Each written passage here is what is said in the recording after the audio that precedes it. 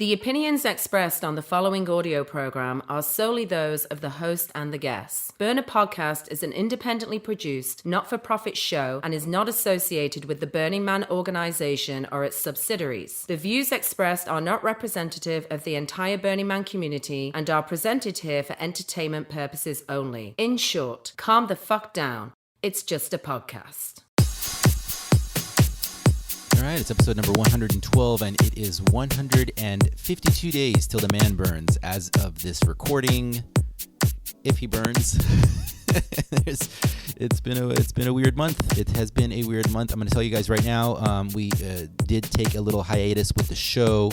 So this intro, usually I try to keep the intro at about like 7-ish minutes. Today's might be a little bit longer because I have some stuff that I want to connect with you about. News around Burning Man community. As many of you have probably heard, Africa Burn did get canceled. There was too much happening with the coronavirus thing, and it was a very difficult decision. I know. I was following Sonica and other leadership from Africa Burn's messages through social media and the official letter that they put out, and it was definitely a very difficult decision to be made, but it needed to be made. I was bummed to hear about it because I really was looking forward to shouting out Lawrence, who was a South African listener, and he sent us a warning. Specific, well, not to us, to all the listeners, a warning to say, hey, these podcasts are addicting, was what he said.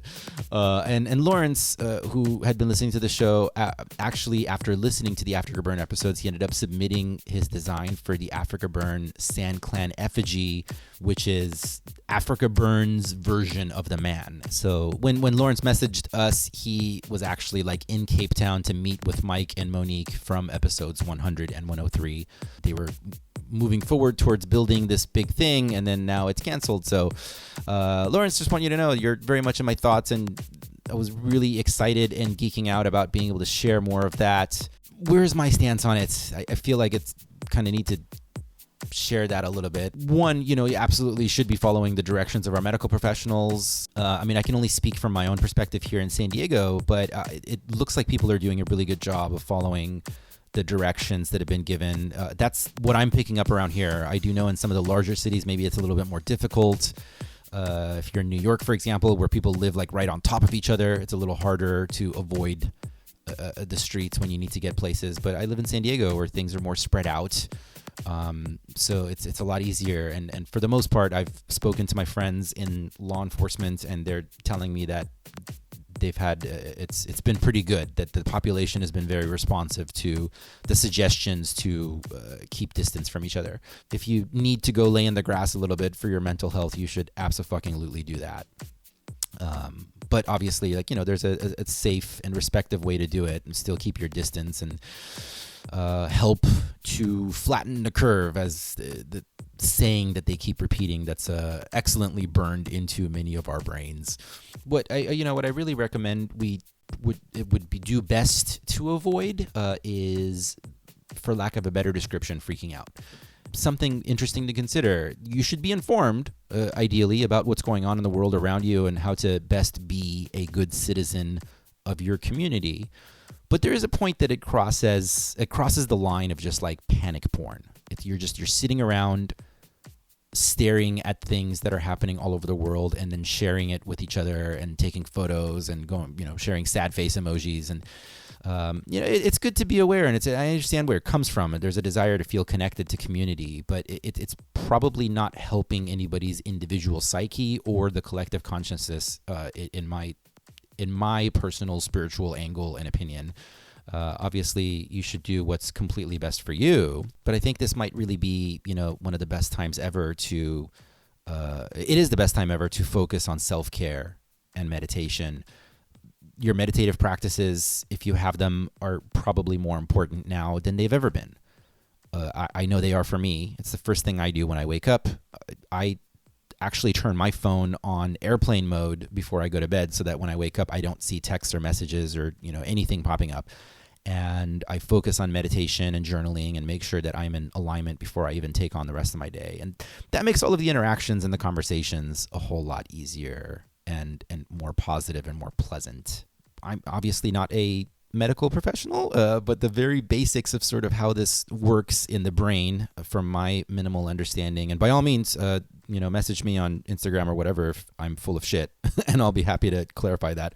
But my understanding about how this works is humans are by nature problem solvers. And if you're a burner, then chances are like that you're like a hyper level problem solver. So our brains are kind of operating at 120 miles per hour all the time. And when we are presented with a situation over which we have very little control, the brain goes into overdrive, attempting to feel like it's doing something. And one of the ways that it does that is by creating panic and worry and anxiety. And your brain is just operating at, it's flying. It's trying to find solutions.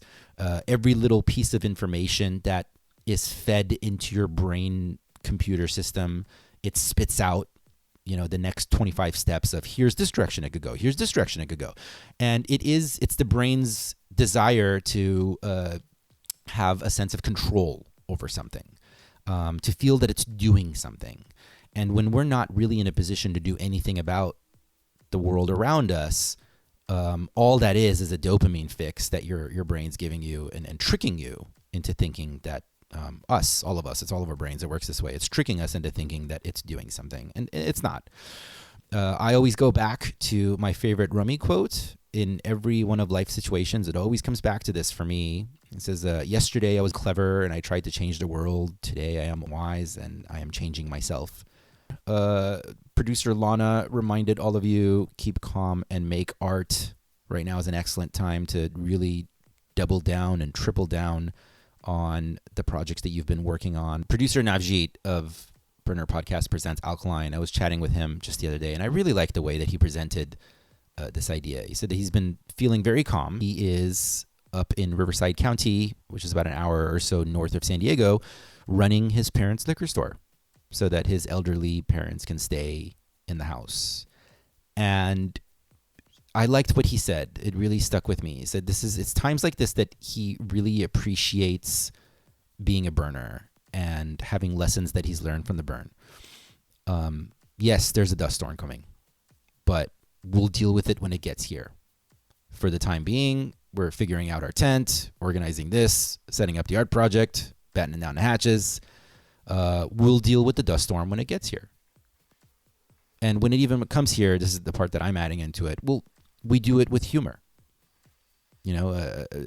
Comedy is simply tragedy plus time. So I find that one of the many reasons that I love the burner community is that burners minimize that time part and jump more quickly into the comedy part. And we can just get a lot more shit done that way is the thing. We're a lot more effective if we continue to handle it with humor and laughter and lightheartedness. It makes decision-making easier. It shuts down the panic-born chasing part of the brain, or at least minimizes its power over us so that we can make better decisions and be a better community and treat each other better and be of more use to society as a whole, because burners are fucking leaders. And that is what I love about this community. We will deal with that dust storm when it gets here. Arguably, the dust storm is here. But you know what? Cool. Put on your mask. Put on your goggles. Let's find a new way to make a game out of this and get more shit done. My prediction is that Burning Man will happen and it will be at capacity. I don't mind being wrong. I'm okay with it. Burning Man might not happen. Some of the language that's coming out of the org seems like they're definitely managing expectations. We don't know if it's going to happen. We don't know what's going to happen next week. We don't know what's going to happen next month. I was talking to Paul, our contributing producer in South Africa, and I really liked his perspective on it. He's like, all right, the event itself maybe got canceled, but the burn didn't get canceled. The burn lives in all of us. It's a part of our consciousness. Maybe a bunch of smaller events happen in various places, or maybe even events don't happen at all, and just we come together as a community and find some new way of making this part of us spark burning. That connects all of us through our souls and our inner beings. All right, let's go and get into today's episode. The conversation you're about to hear was recorded on my recent trip to Austin. It was like a month or two ago. Some important background information to know about Austin, if you're not already aware of it. Austin, Texas was the site of the world's first official regional Burning Man event. It is now known as Burning Flipside. It started in 1998, and it is held in May. So that's where the regional network began. You'll hear us reference that. The group that you're going to be hearing in today's conversation is a lot more active in Freezurburn. Freezurburn is officially the Central Texas Burning Man Winter Regional event. A lot of burners in Texas. There's at least there's a whole lot of regionals. We're not entirely certain how the population to regional ratio is. That's a topic that we are going to get into in the conversation that you're going to be hearing very shortly. You will be hearing members of the Brimstone Society. It's 5 rowdy-ass Texans in a room. I will let them all introduce themselves. It's the first half hour or so of the conversation is various stories and introductions. Of course, super duper entertaining, lots of laughter. I honestly could have just left the recording device and just like walked out of the room and just like let it record and let them all like shout over each other. It's a super entertaining group of people. We get into the really, really interesting talk about safety and some of the general Texas cultural stuff and what burners in Texas are like. One of the guests you'll be hearing built her own like altar to get married at the burn and then set it on fire. Which is super fucking cool. There's going to be a lot of people talking over each other. I'll be honest with you. We're having drinks. We're having a really good time. We get into some of like the politics in Texas. It's a great chat. It's a really great chat. It goes kind of all over the place, and it gives you, in my opinion, an excellent little snapshot portrait of Texas burner culture. After the conversation, do stay tuned for a super dope set by Georgetown, Texas-based TravisBREAKS, aka travisBREAKS. This is the set that producer Louis chose for this episode to, I think, like definitely give us like a nice portrait of like the Texas experience as a whole. The set was a sunrise one. It was recorded at Burning Flipside 2019. And this was my personal note from it because I was listening to it while I was in Playa del Carmen writing these intro notes. It starts with melodic techno and it ends up taking us into like UK garage territory and then back around to deep house somehow. It's a lot of fun. I listened to it with a Corona and my journal, and it was absolutely heaven. Massive, huge shout out to Kim Loop and Amanda Joy. Kim is in Austin, and she helped coordinate this wonderful, wonderful conversation. So contributing producer Kim Loop and contributing producer Amanda Joy, who's here in San Diego, and she made the connections happen. I love both of you. Thank you so much for all of the work that you did to bring us this recording. Today's episode is entitled Everything Burns Bigger in Texas. I go by Mr. Arash, even though nobody calls me Mr. Welcome to Burner Podcast.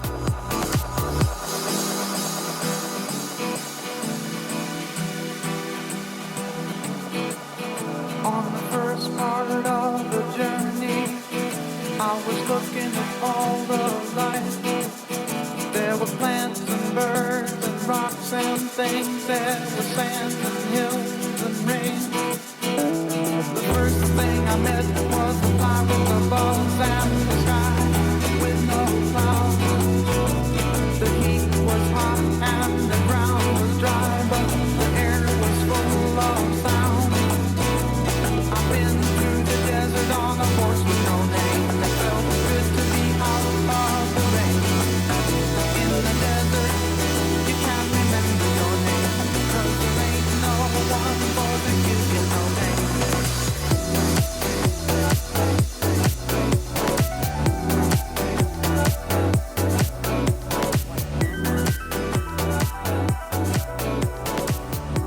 How many now?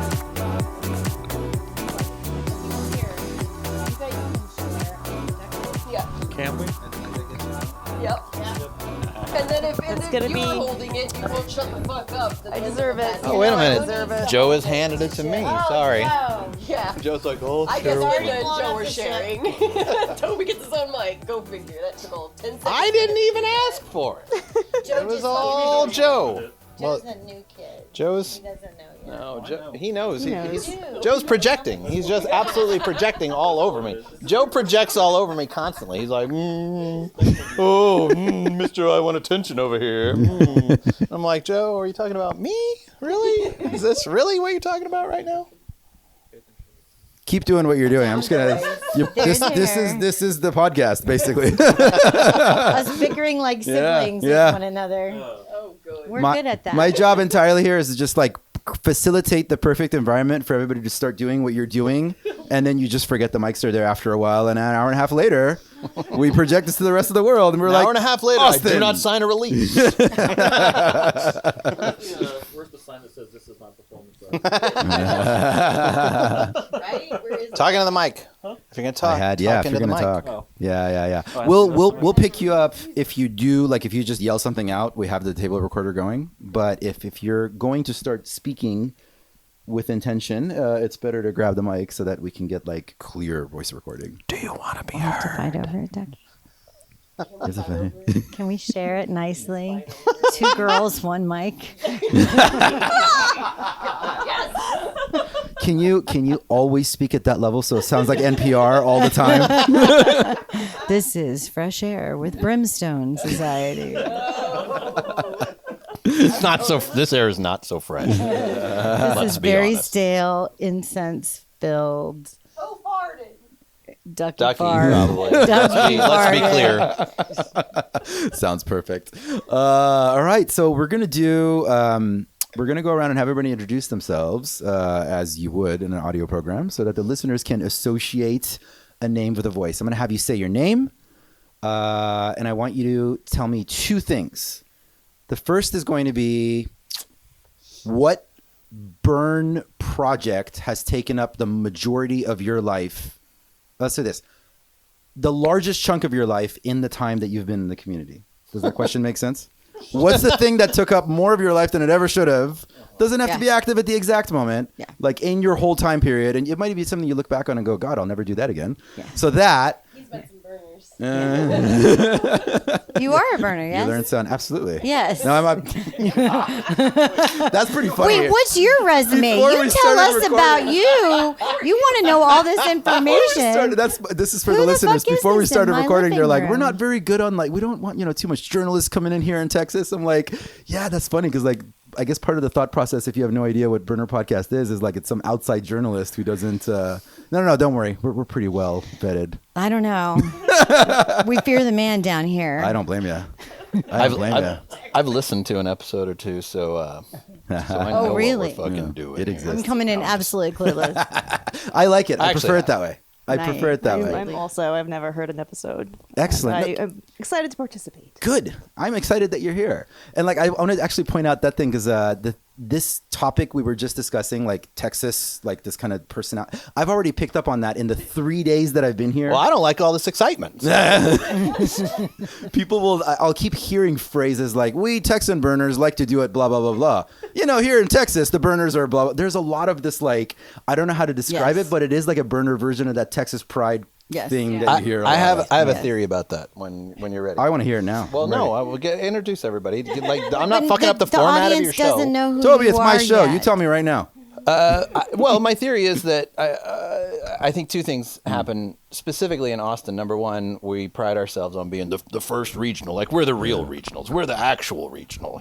This. I mean, but honestly, I think that's an attitude that's here because No, you it is. You're you right. you You're go right. to other regionals and Yeah, you're you're like, right. oh, and they're like, oh, Flipside, and people fucking get off on that. So I think that's part of it. But I think a larger part of it is most of the other communities that seem to be larger communities are in places like California or Oregon or places where being a little bit weird and a little bit different is more acceptable. And I think there's a bristliness and a spikiness that comes with being a Texas burner that's not completely unique. Obviously, there are other places in the country that are like that, but having a large community here that is there's a fuck you attitude because you I think as a weird person in Texas, you develop that armor early on, and that I think that bleeds through into the way the community presents itself and sort of manifests here. No, absolutely. Fuck your hippie shit. Yeah, yeah. Like, you know, there's that kind of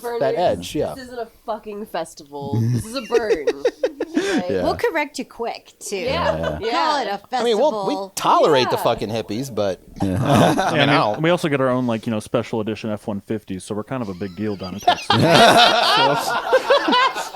Like, let's be honest. we can pull in the big fucking art and effigies. We got the trucks for it. Yeah. No, I think that is an excellent observation. The more the community has to kind of rally around amongst itself, the more solid its core becomes, and the more of a culture it develops. And I think that's something I've seen, like, between just bouncing back and forth between like LA and San Diego. yeah. You go to LA, like, there's so many people there that work in the film industry, like so many people that are already building big giant things in weird places.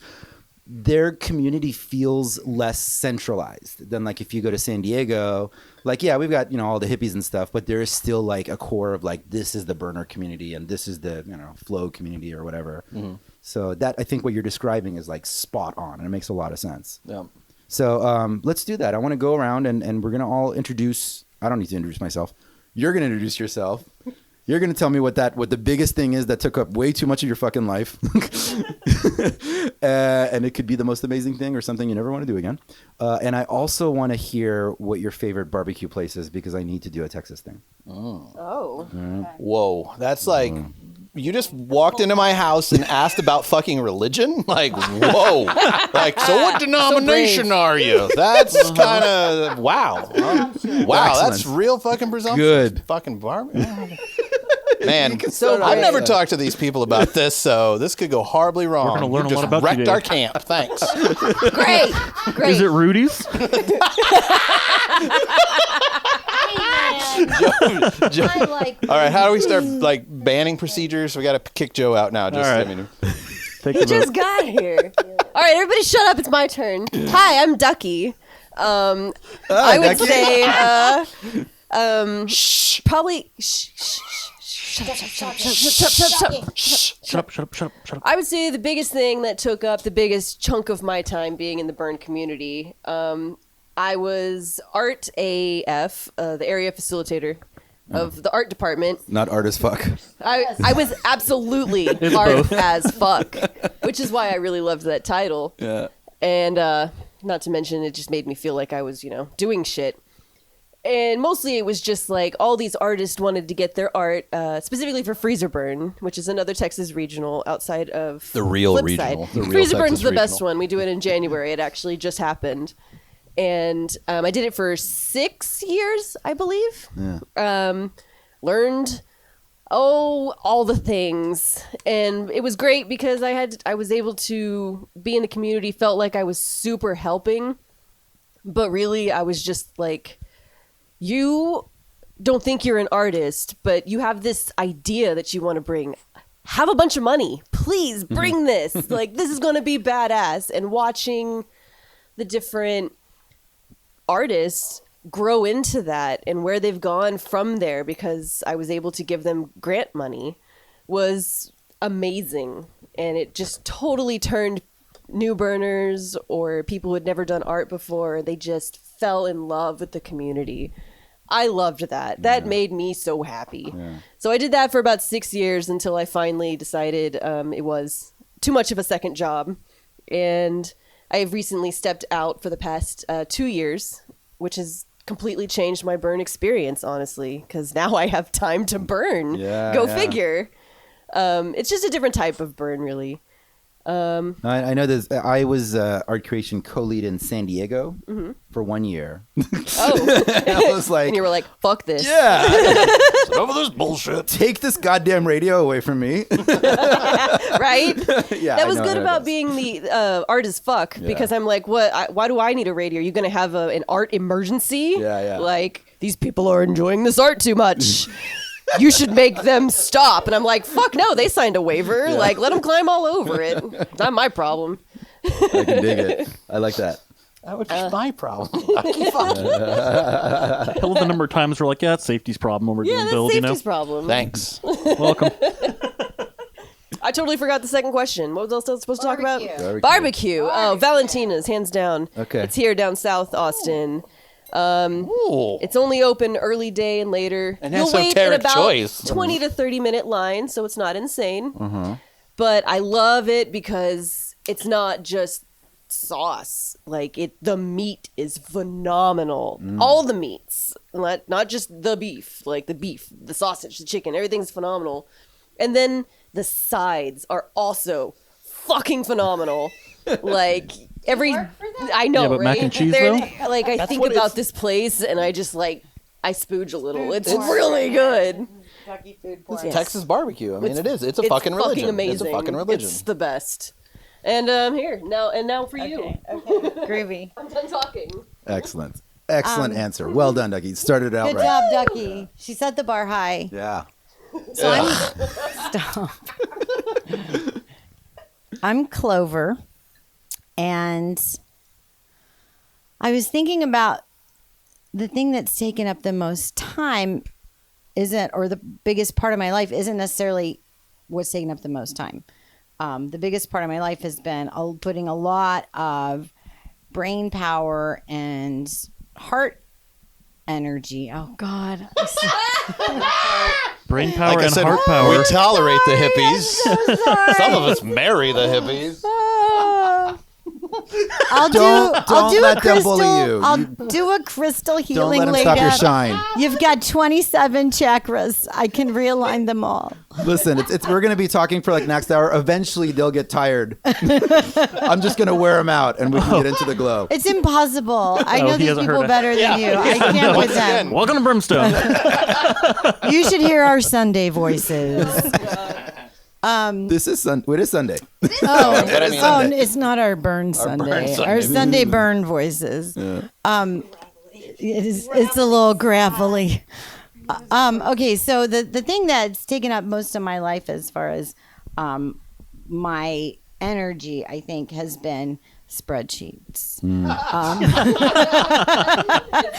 Because somebody's got to do them, and I'm the weird person that likes to do spreadsheets. So as a result, I've done treasury on several projects, and I've done it for our camp. And then I've also, kept up camp rosters, and, I love a Google survey and all of that stuff. So that, I think, has probably, other than being at Burns and doing, being part of a project actively building or setting up or running or docenting or whatever, outside of that, definitely spreadsheets, which I find very satisfying though. Yeah. So I'm like, don't feel sorry for me. No, we need you. No. Someone needs to do I really enjoy it. No, I can tell you this: the spooging you were describing earlier with the barbecue, Ducky. I've probably met a lot more people who spooge on spreadsheets, Right? It's like a thing. Oh, I assure you, there's got to be Totally some a sort of a thing. spreadsheet movement, like people like yourself that legitimately I need to find the subreddit. I need to find the subreddit for spreadsheets. There's, start a whole new burn of people Rule who only want a 34. spreadsheet shit. Spreadsheet burn. God bless you. spreadsheet for you. I know a few Fucking people that would Vogon. like to attend. Freezurburn 2021 spreadsheets. Vogon poetry. We could sell it. We could totally sell it. We've sold worse. We're so way worse. I mean, duck stuff happens. I mean, Okay, so barbecue. I'm going to go with a restaurant that's not an Austin restaurant. It's up in Temple, and it's called Clem McKeska's. And it's right off the highway, and they've got a big old fiery sign. And they were doing construction there for a while, and they totally screwed up the exits and the on and off. And their business really took a hit. And anyways, but that is... Clem McKeska's, in my opinion, that's the best Texas barbecue because it's nostalgia. I was raised on it. It's what I know. Beautiful. I like the billboard for Clem McKeska's. Anytime I drive north, I see the billboard for Clem McKeska, and that name is so good that I'm just like, oh yeah, Clem McKeska. It is an that excellent cute name. little picture of him. He's such a cute little old man. He's like, seriously, this place has been around for at least 50 years. Oh gosh, yeah, at least. I need to eat there now. Yeah, it's really, really good. I gotta go meet Clem. I recommend it. Yeah. I think he's still alive. All right. Well, he's on the billboard at the very least. He is, Yeah, but okay. but you never know. He could be dead now. Not if he's on the billboard. Not if you're not allowed He's to be living dead on. if you're on a He's doing just billboard. fine. Oh, I understand. Oh, He's still in your heart. that was always. really spiritual and energetic. I like. That was nice, Toby. No, don't make me go after. You can call me Snoopy these days, I guess. Yeah, you got a bunch of burn names. I was informed. Oh, I'm gonna pick one. I'm informed. don't you remember who That's he was? just the PR department. The current I had personality our- is Snoopy. That's true. I had our research team do some work. No. Gotcha. Shit. We're sorry. They know. They know everything. So I think what's taken up most of my time is more holistic level stuff, and then also specifically safety crusading, let's say. I went to GLC a couple of times, and I think most of us here, well, 3 of us have been to the Big Burn, and 2 of us haven't. Is that true? True. I have not. And I think, but most of us have more of a regional centric approach than the Big Burn's kind of. I think we're all. I mean, I'm not meaning to speak for the rest of us, but I think that's probably true with this group, and might be true more in general with the Austin community because Flipside is like the first regional, and there are so many regionals here that I think the regional scene is probably more active and more the scene than focus on the Gerlach regional. Absolutely. And so as a result of that, and I come at this professionally from a public safety bent, and I got involved in event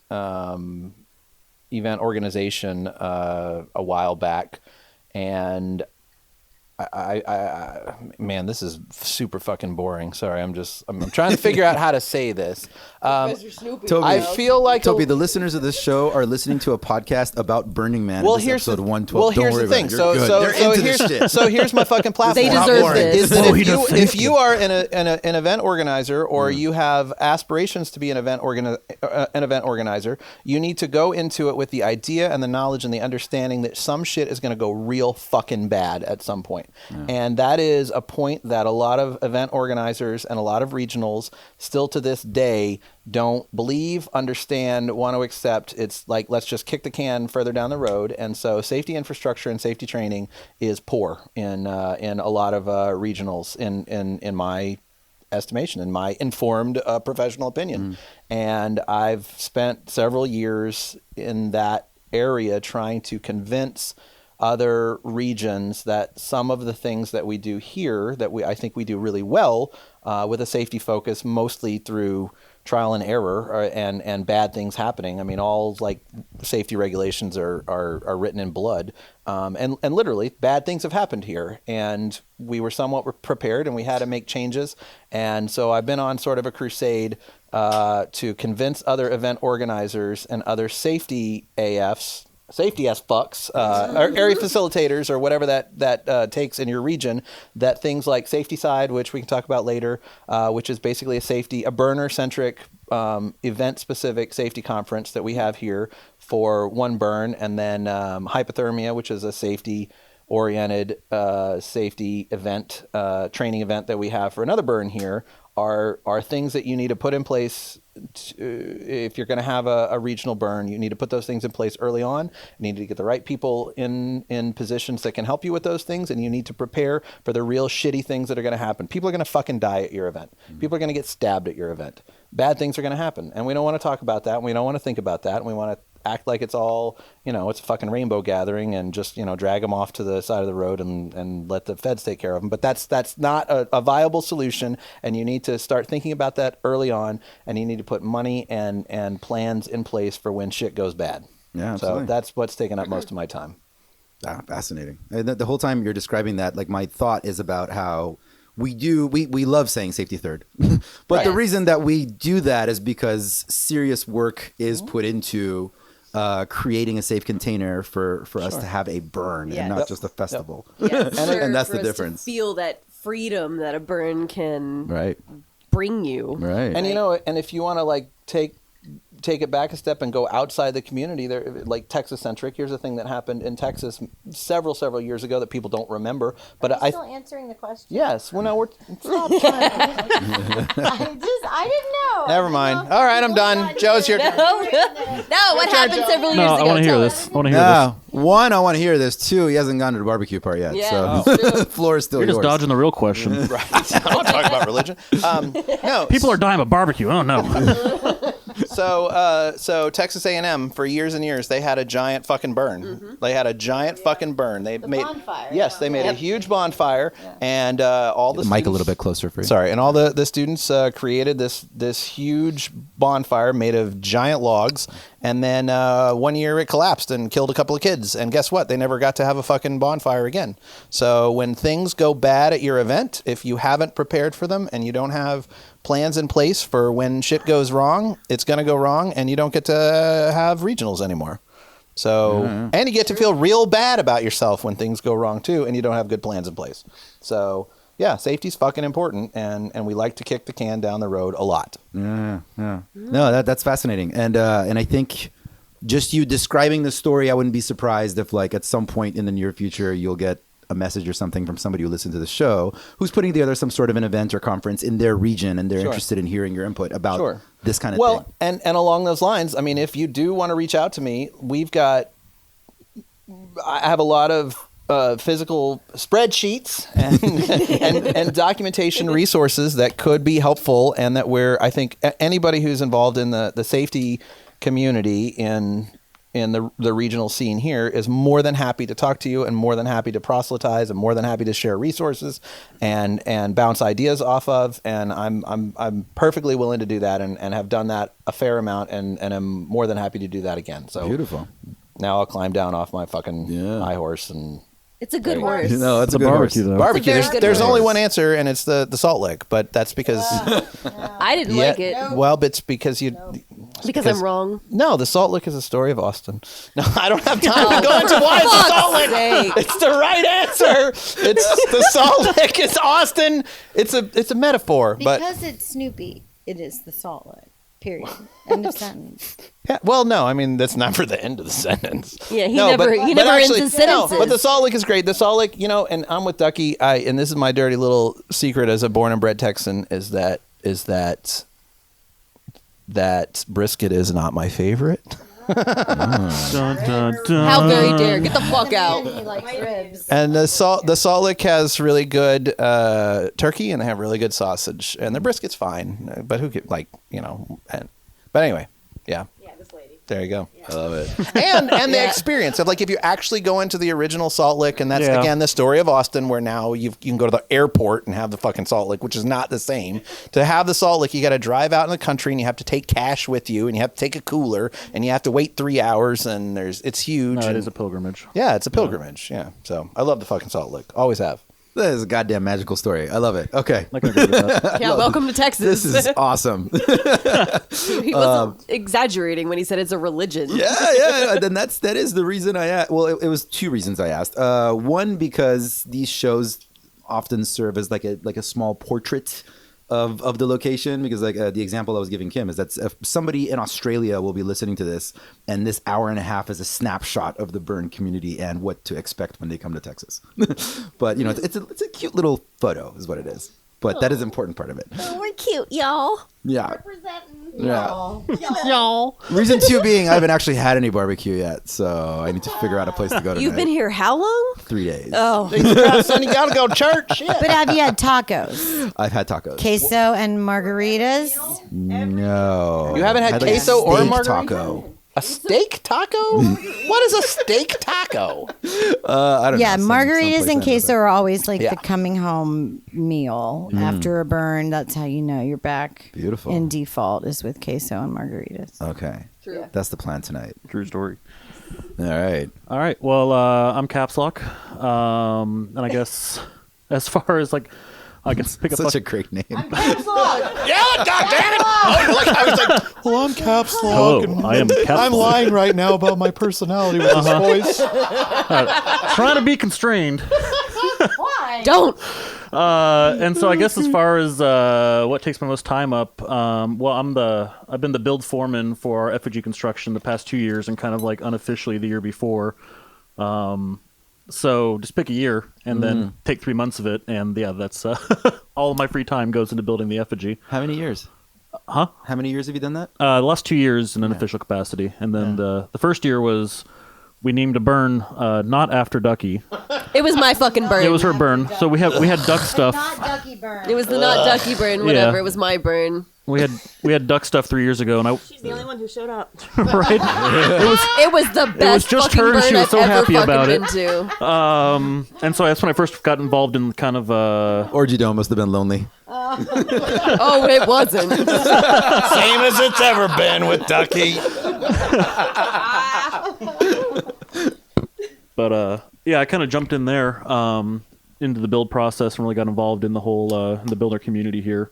And I have a weird mix of skill sets, I guess, where I'm kind of project manager by day, but then for my free time, I like renovate my house. So that makes me pretty good at running a build, I reckon.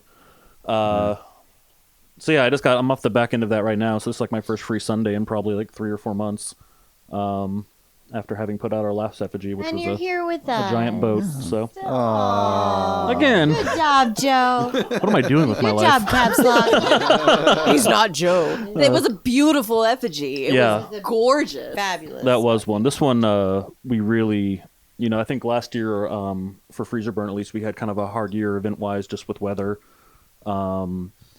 And so this year Call was, down the fucking Greek gods. well, yeah. What do you If expect? somebody who's maybe in this room didn't, invoke the wrath of the gods upon us, so after that, Be prepared, motherfuckers. after That's that what one, I'm yeah. saying. So after our previous year's burn, this year was kind of, we were all looking to have a good burn. We're on new land. We have a lot of new people involved, and it was kind of this whole moment where I was talking to the team and my build lead early on, where it was like, we really need to have like a comeback year, like remind people why Freezurburn is awesome and, help move on past this very difficult year we had prior. It was a bad weather year. There was an exhale too this year. I think once it was done, it was like, okay, Yeah. nothing terrible happened. Thank Yeah, goodness. yeah. No, we had a combination of things last year. I mean, there was Last bad year. weather. There were New land. unforeseen circumstances on the new land. So we had like quicksand we were dealing with. Sinkholes. Did you say quicksand? Yeah. Sinkholes. The all size your, of all your 6 8-year-old cars, a fantasies. sinkhole. Yeah, pretty And where much. parking was supposed to be. I've been afraid of this my It whole was life. crazy. Finally, It I was get like, to experience. yeah, it was the Indiana Jones fun run, the burn, So, Muddy everywhere. Yeah, and that one, we you know- needed this year. It was very satisfying. yeah, I think Yeah. everybody was just like exhausted even thinking about doing another burn. Like all the volunteers, and we just kind of pulled together and pulled a huge thing off. And our effigy this year, I think we really knocked out of the park. It was What was it? physically the biggest effigy that Freezurburn has done. Yeah. So the theme this year was Rudder Chaos. Okay. And so we built a large 2-masted brigantine. That's a type of ship. It's a type Yeah, of boat. thanks for. Yeah. They built us Learned a how to boat. splice rope. Thank you, And Toby, so, for clarifying that. And so, early on, I got these designs from my designer, and it's a large boat with like 2 30-foot tall masts, and the whole idea is it's being kind of hit by a rogue wave, right? So there's this huge wave along the back of it. Okay. And I was like, this is gonna look really cool. And so we're halfway through the build process, and the boat's like almost done. And then my designer walks in, and he sits down with his notebook, and this guy is kind of like it's like Moonrise King or Moonrise. Is it Moonrise Kingdom? Yes. Yeah. Yeah. So imagine just a character out of that movie, pretty much, and that's Okay. that's Nito. Hi, It's a- Nito. Oh yeah. Yeah. Is a Wes Anderson. Oh, Is that like a yeah. Wes Anderson? Really? Yes, Yes, You know totally what Wes happens Anderson. if With Wes the kids Anderson and the had, like, camping. if Yes, Wes I Wes love Anderson that like one. abandoned his child at Spider House, that's Nito. So You would be pretty good at this podcast. yeah. So he walks into the warehouse, and we're kind of like getting pretty good at substantial completion done. I think we're all like everything's on track and we're doing great. And he has this little leather notebook, and he opens it up, and his handwriting is like fucking immaculate and super tiny. And there's just like a tons of drawings and huge list of ropes and like sizes and like full rigging notes. And I'm like, have you been reading ship books, dude? Like, no. I thought we were doing like 2 guy wires in these masts and we're done. And he's like, well, I thought it'd be cool if we actually did like full ship's rigging.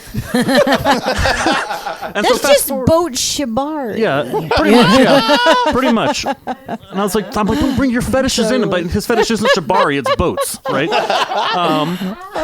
And so I'm like sitting at the desk. I'm like, well, I can just fuck this timeline, I guess. All right, how much money do you need? You know. And we spent the next like 3 weeks like making actual dead eyes out of plywood and like splicing 1,500 feet of rope together. Sweet. So when it was done and standing, and like it was a ship.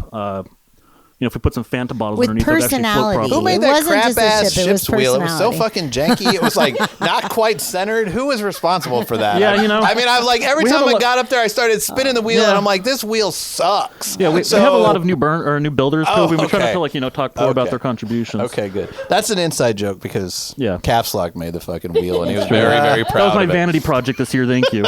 So while I wasn't playing HR, I got to build something. That was fun. I'm sorry I missed your wheel. Oh, well, it's in my garage now. Didn't I've miss heard about much. it. Oh, it's still around? Yeah. I can still witness You it. took the wheel off. You took the wheel home? It took me 2 weeks to build that gonna thing. I'm not take my burning it. toys Easy, and go home. motherfucker. Well, we got a boat for that. Yeah, so that was my TLDR. I did a big thing this year. What are we talking about? Barbecue. Barbecue. Barbecue. I'm going to go with Chili's and 45th and Lamar.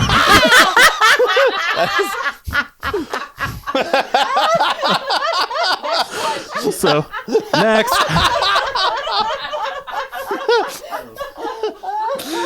Oh gosh. Their tacos kick ass as a laxative. Those frosty margs and that skillet queso. Skillet queso. It's an abomination. All right. Uncle Nails. Sit up front. Hello. Hi. Hi. My name is Nails. Some call me Uncle Nails. Yeah. The people that I love the most call me Uncle Nails. Or when people I Meow. don't want hitting on me ask me my name, I say Uncle Nails. That's that why I confuses them a say. little bit. That's why I use Those are Uncle two Nails. absolutely Don't hit on Linda, different call her Uncle messages Nails, You're okay. sending. And it's a Like, beautiful let's thing. give you a moment for pause. Yeah. Yeah. Okay. Well, like, there's a comfort level Fair here enough. between you and I, right? Yeah, But like some dude I don't know comes up and is like, "Hey, how's it going? What's your name?" And I'm like, Uncle "Uncle Nails." And then he kind of arches an eyebrow and goes, "Okay." You're welcome. Point made. That is an excellent tool to have in one's utility belt. Absolutely. Yeah. And She has a big utility. it's a box. I have a whole box. Hey, show me your utility box, Uncle Nails. Ooh, it's right over here. Are we talking about barbecue? Only a puppet can get away with saying it like that. Don't make me bring a puppet into this. I'll fucking do it. I left mine at home, so it's not fair. I have one you can borrow.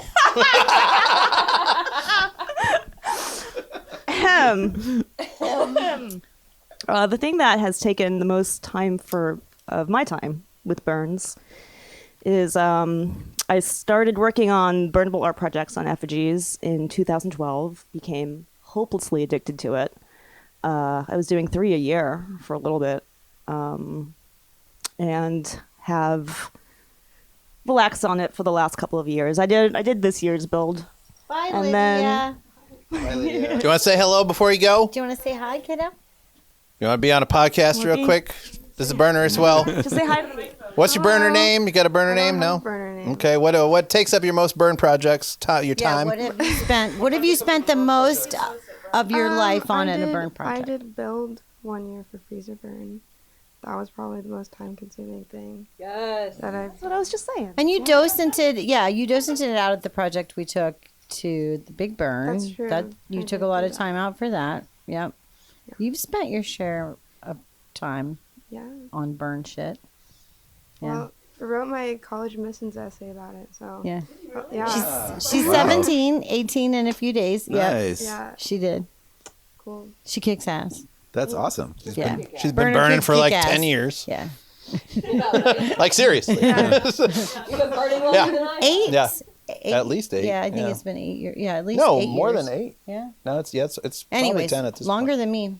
8 or 9. Anyway. Okay, regardless, this isn't exciting for radio. No, that's awesome. Sort of, but you've grown up around the burn community. Absolutely, right? Yes, I have. Linda's interviewing me now. Go for it. Giddy up. How do I feel about that? take the other mic. There you go. Okay. I mean, I like it, and I like that. I feel like it's part of the reason I'm not afraid to be myself, because my parents' friends weren't like weirdos. They were weirdos in a good way, not in like Hey, I was about to bad say, way. that statement did not make sense. We failed her. We are the weirdos. Well, this means we've given her a safe place to grow up where she thinks we're normal. I don't think you're normal. You're just my normal now. Yeah. That's a great answer. Normal's boring. Very good.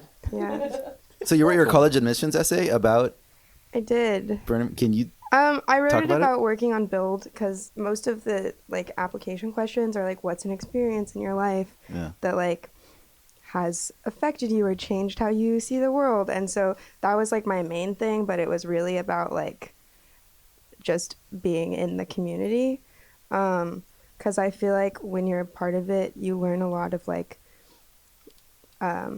volunteer skills and community involvement and like how to get shit done. Yeah. Because like in other places, like you want to do things and people are kind of like, that's a cool idea, but here it's like, yeah, we're gonna do it and we need people to help. So I don't know. That's a cool idea. Let's Yeah. do it. Yeah, exactly. Make it happen. For sure, yeah. There's definitely Yeah. a momentum that, Yeah. you know. Yeah. Yeah, nobody discourages you from doing something dumb. Like you say something, I think I want to do this. And instead of people going, well, everybody goes, how can I help? And you go, fuck. Yeah. How much dumber can we make it? Thank you.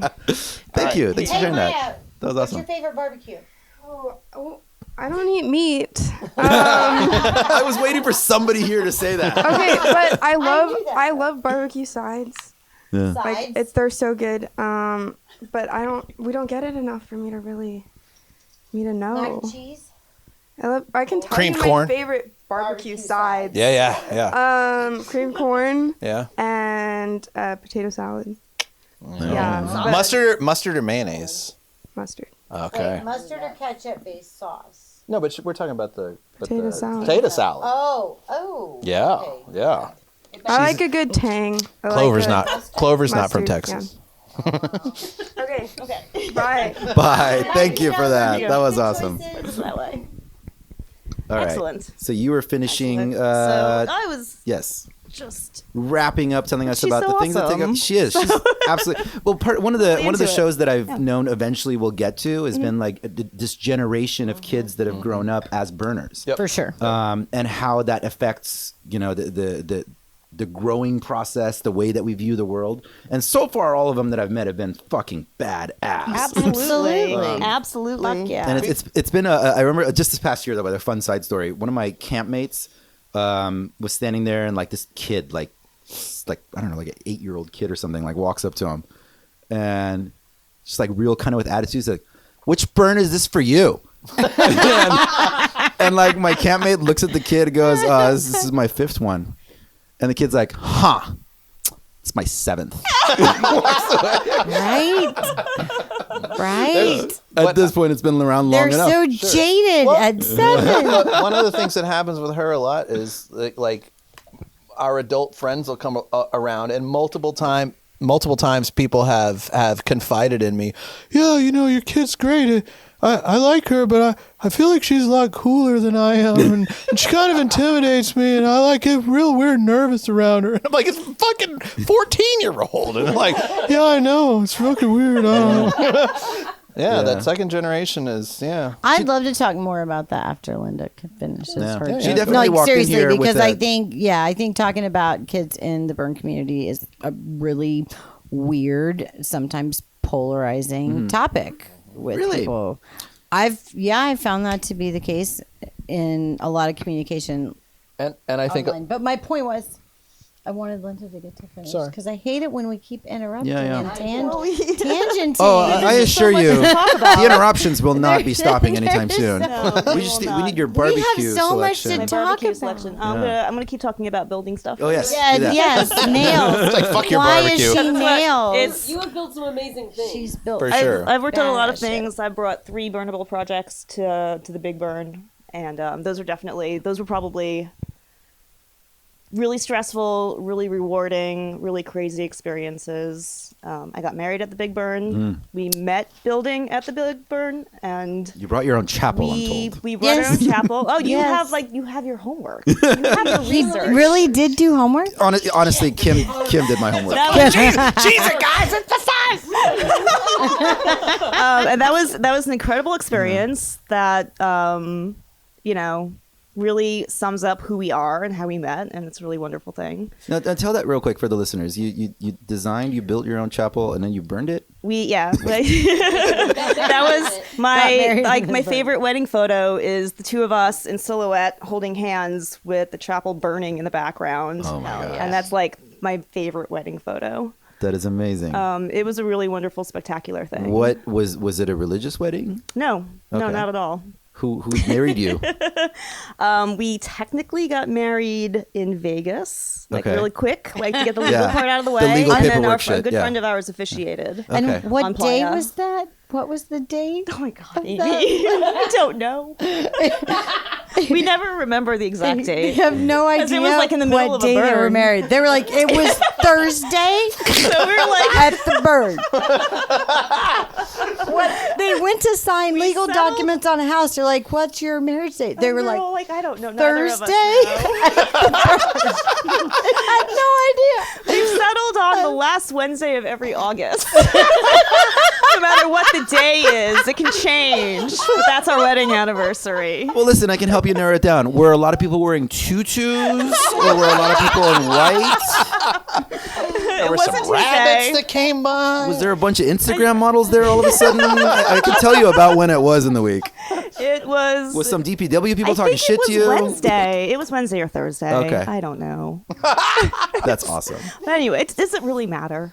I'm Just to my mom. yeah. Just to right. my mom. She finds that really weird. How did your officiant get like licensed in order to do it, or how did that play out? We Was did the it legal Erica? part, and it was Erica. Yeah, that's what I thought. I think she do it is, online? but we did the legal part in Vegas, she so was she didn't have to bother just with the placeholder. But she had to sign something. Did she spiritual have to rep. sign your? She was the your spiritual officiant generally? representative. Yeah, She well, was our anyway. spiritual representative. Well, I have a okay. Maybe you can answer this question. Mm-hmm. You know what year it was, right? 16. Okay. Yeah, All right. 2016.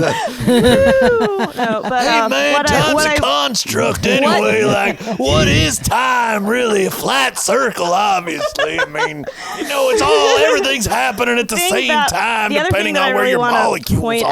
out is how incredible building was for my development as a person, and what a big deal it was for me and my confidence and like getting my feet underneath myself, I guess. Like it made finding the burn community and getting into building made me such a better person. And I want to encourage anybody who's listening to this, if they're afraid to jump into a community or to jump into an area, just do it. Get in there. All you're going to do is grow. And that's something that I really wanted to say. No, that was actually the perfect transitional point to the next topic that I wanted to start getting into, which is how everyone here discovered the burn community. And we'll Right just on. continue on with you. Right on. What was your first burn here in Texas, or was it the big burn? It was here in Texas. Okay. How did you end up in this That's madness? a crazy story. I had no idea what I was going to. I was giving a friend of mine a ride to, air quotes, a show in 2006. Was it a rave? And we drive out. All we had with us was orange juice and vodka. And we show up, and it's like a What else do camping you need? event. And we were like, what's going on here?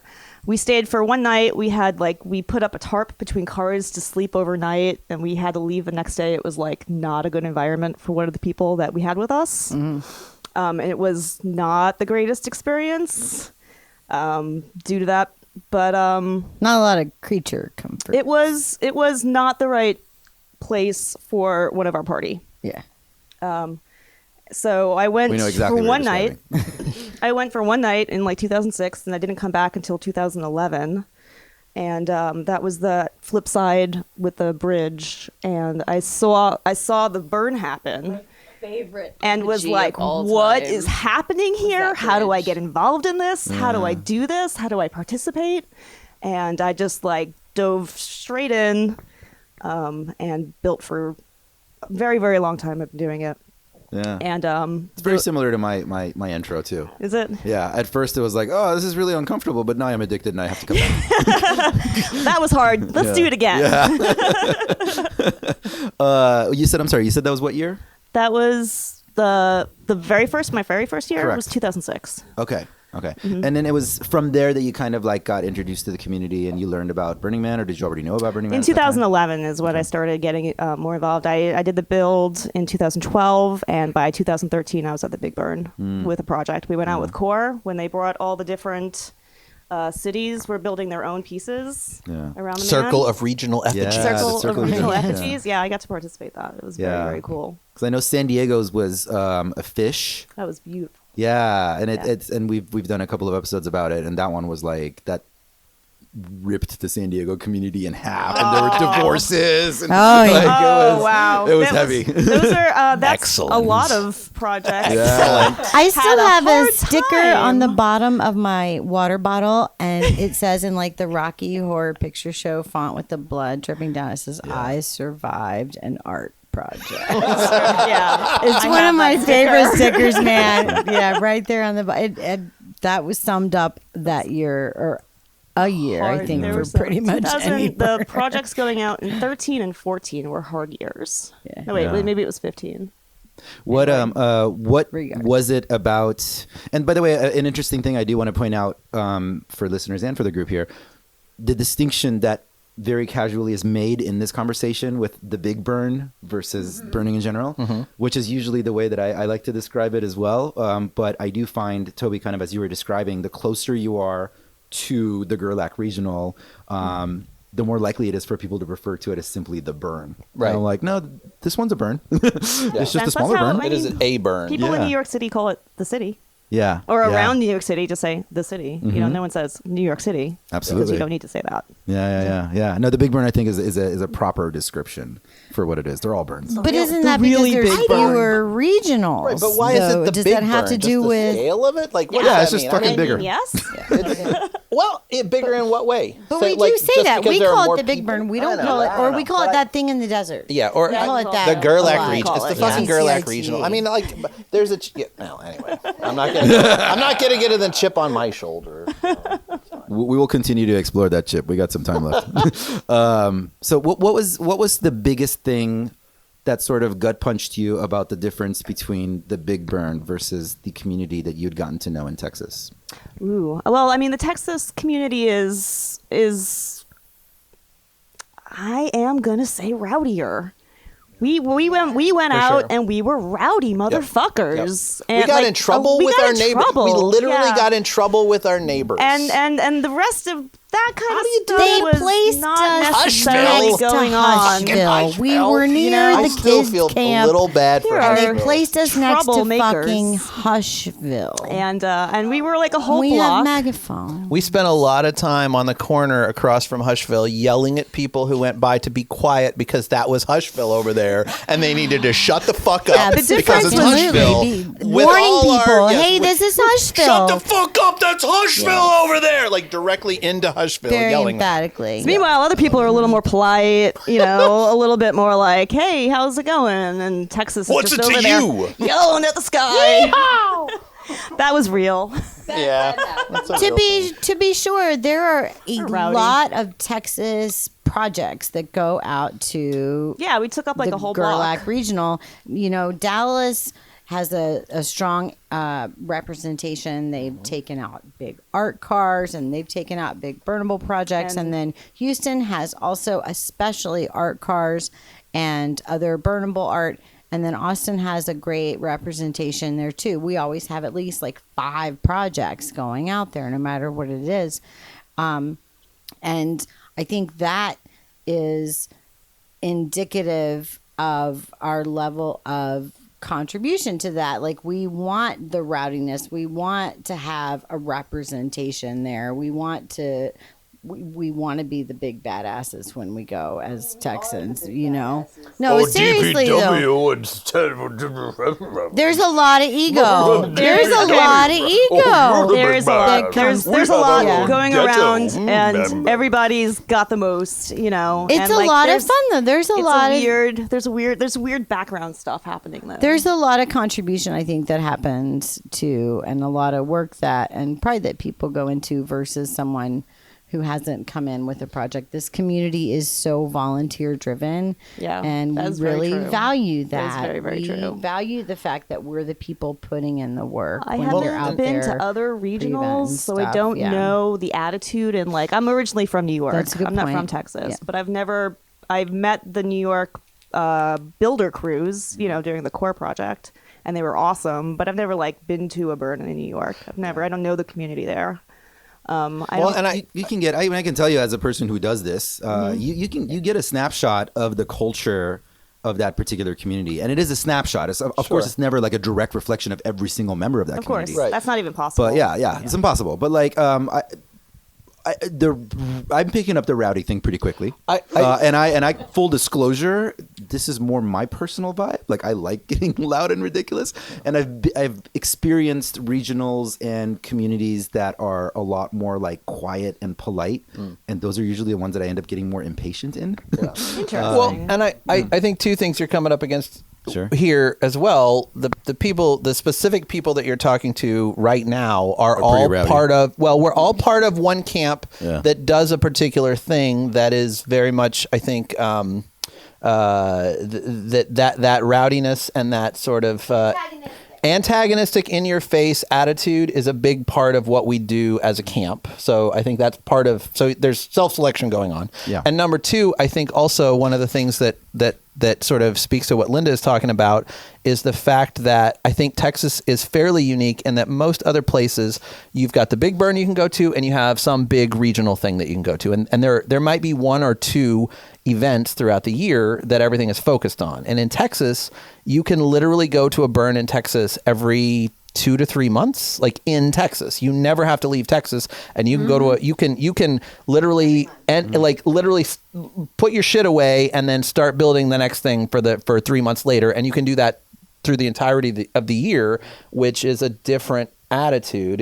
You're like more steeped, I think, in not just the culture, but in doing something. You're not just hanging out, and it's not just thinking about what is like ruminating on what the culture is.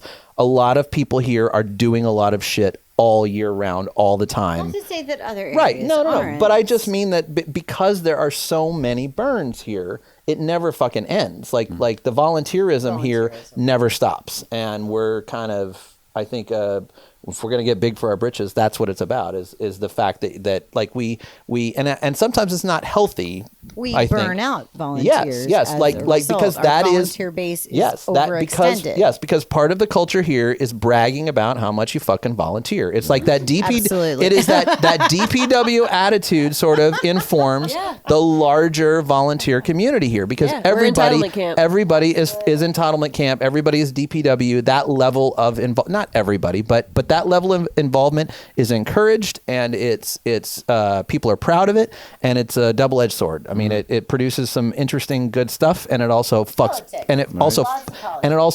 individuals up.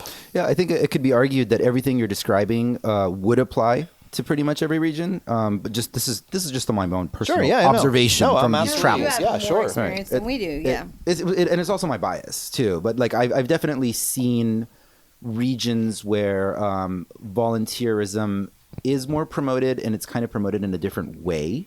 And I've been to places where, I mean, I don't want to dissect every other culture like in a 5-minute conversation, but there is a lot of the world has kind of like this like service mentality, right? Like you do this job and then you get paid and then you go do this thing. The experience that a lot of people I feel like pick up in Burning Man culture is that, you know, it is kind of like a roll up your sleeves and get involved. Like it is a bureaucracy, get involved. And I think a lot of observation that I've had over the years is that people do go through this transition. And different communities go at it from different speeds. In some communities, you notice that it's taken over, that volunteer approach has taken over more of the community. And in other communities, you still have like a smaller group. Like I was at Africa Burn, for example, this past year. And a lot of, like, Africa Burn is like 12,000 people, and they had a lot of people from Europe that go to Africa Burn. It's a lot more affordable to go, and it is a similar experience to Burning Man. But like everybody's like really, really polite and like really, really nice, and like they're like not rowdy. Africa Rainbow Burn. Gathering. I have not been to Rainbow Gathering, so I can't comment on that. But one of the Fair examples, Fair enough. well, one of the examples that they gave me there with people who've been burning there for years was that a lot of the Europeans that come, like, there's like a language barrier.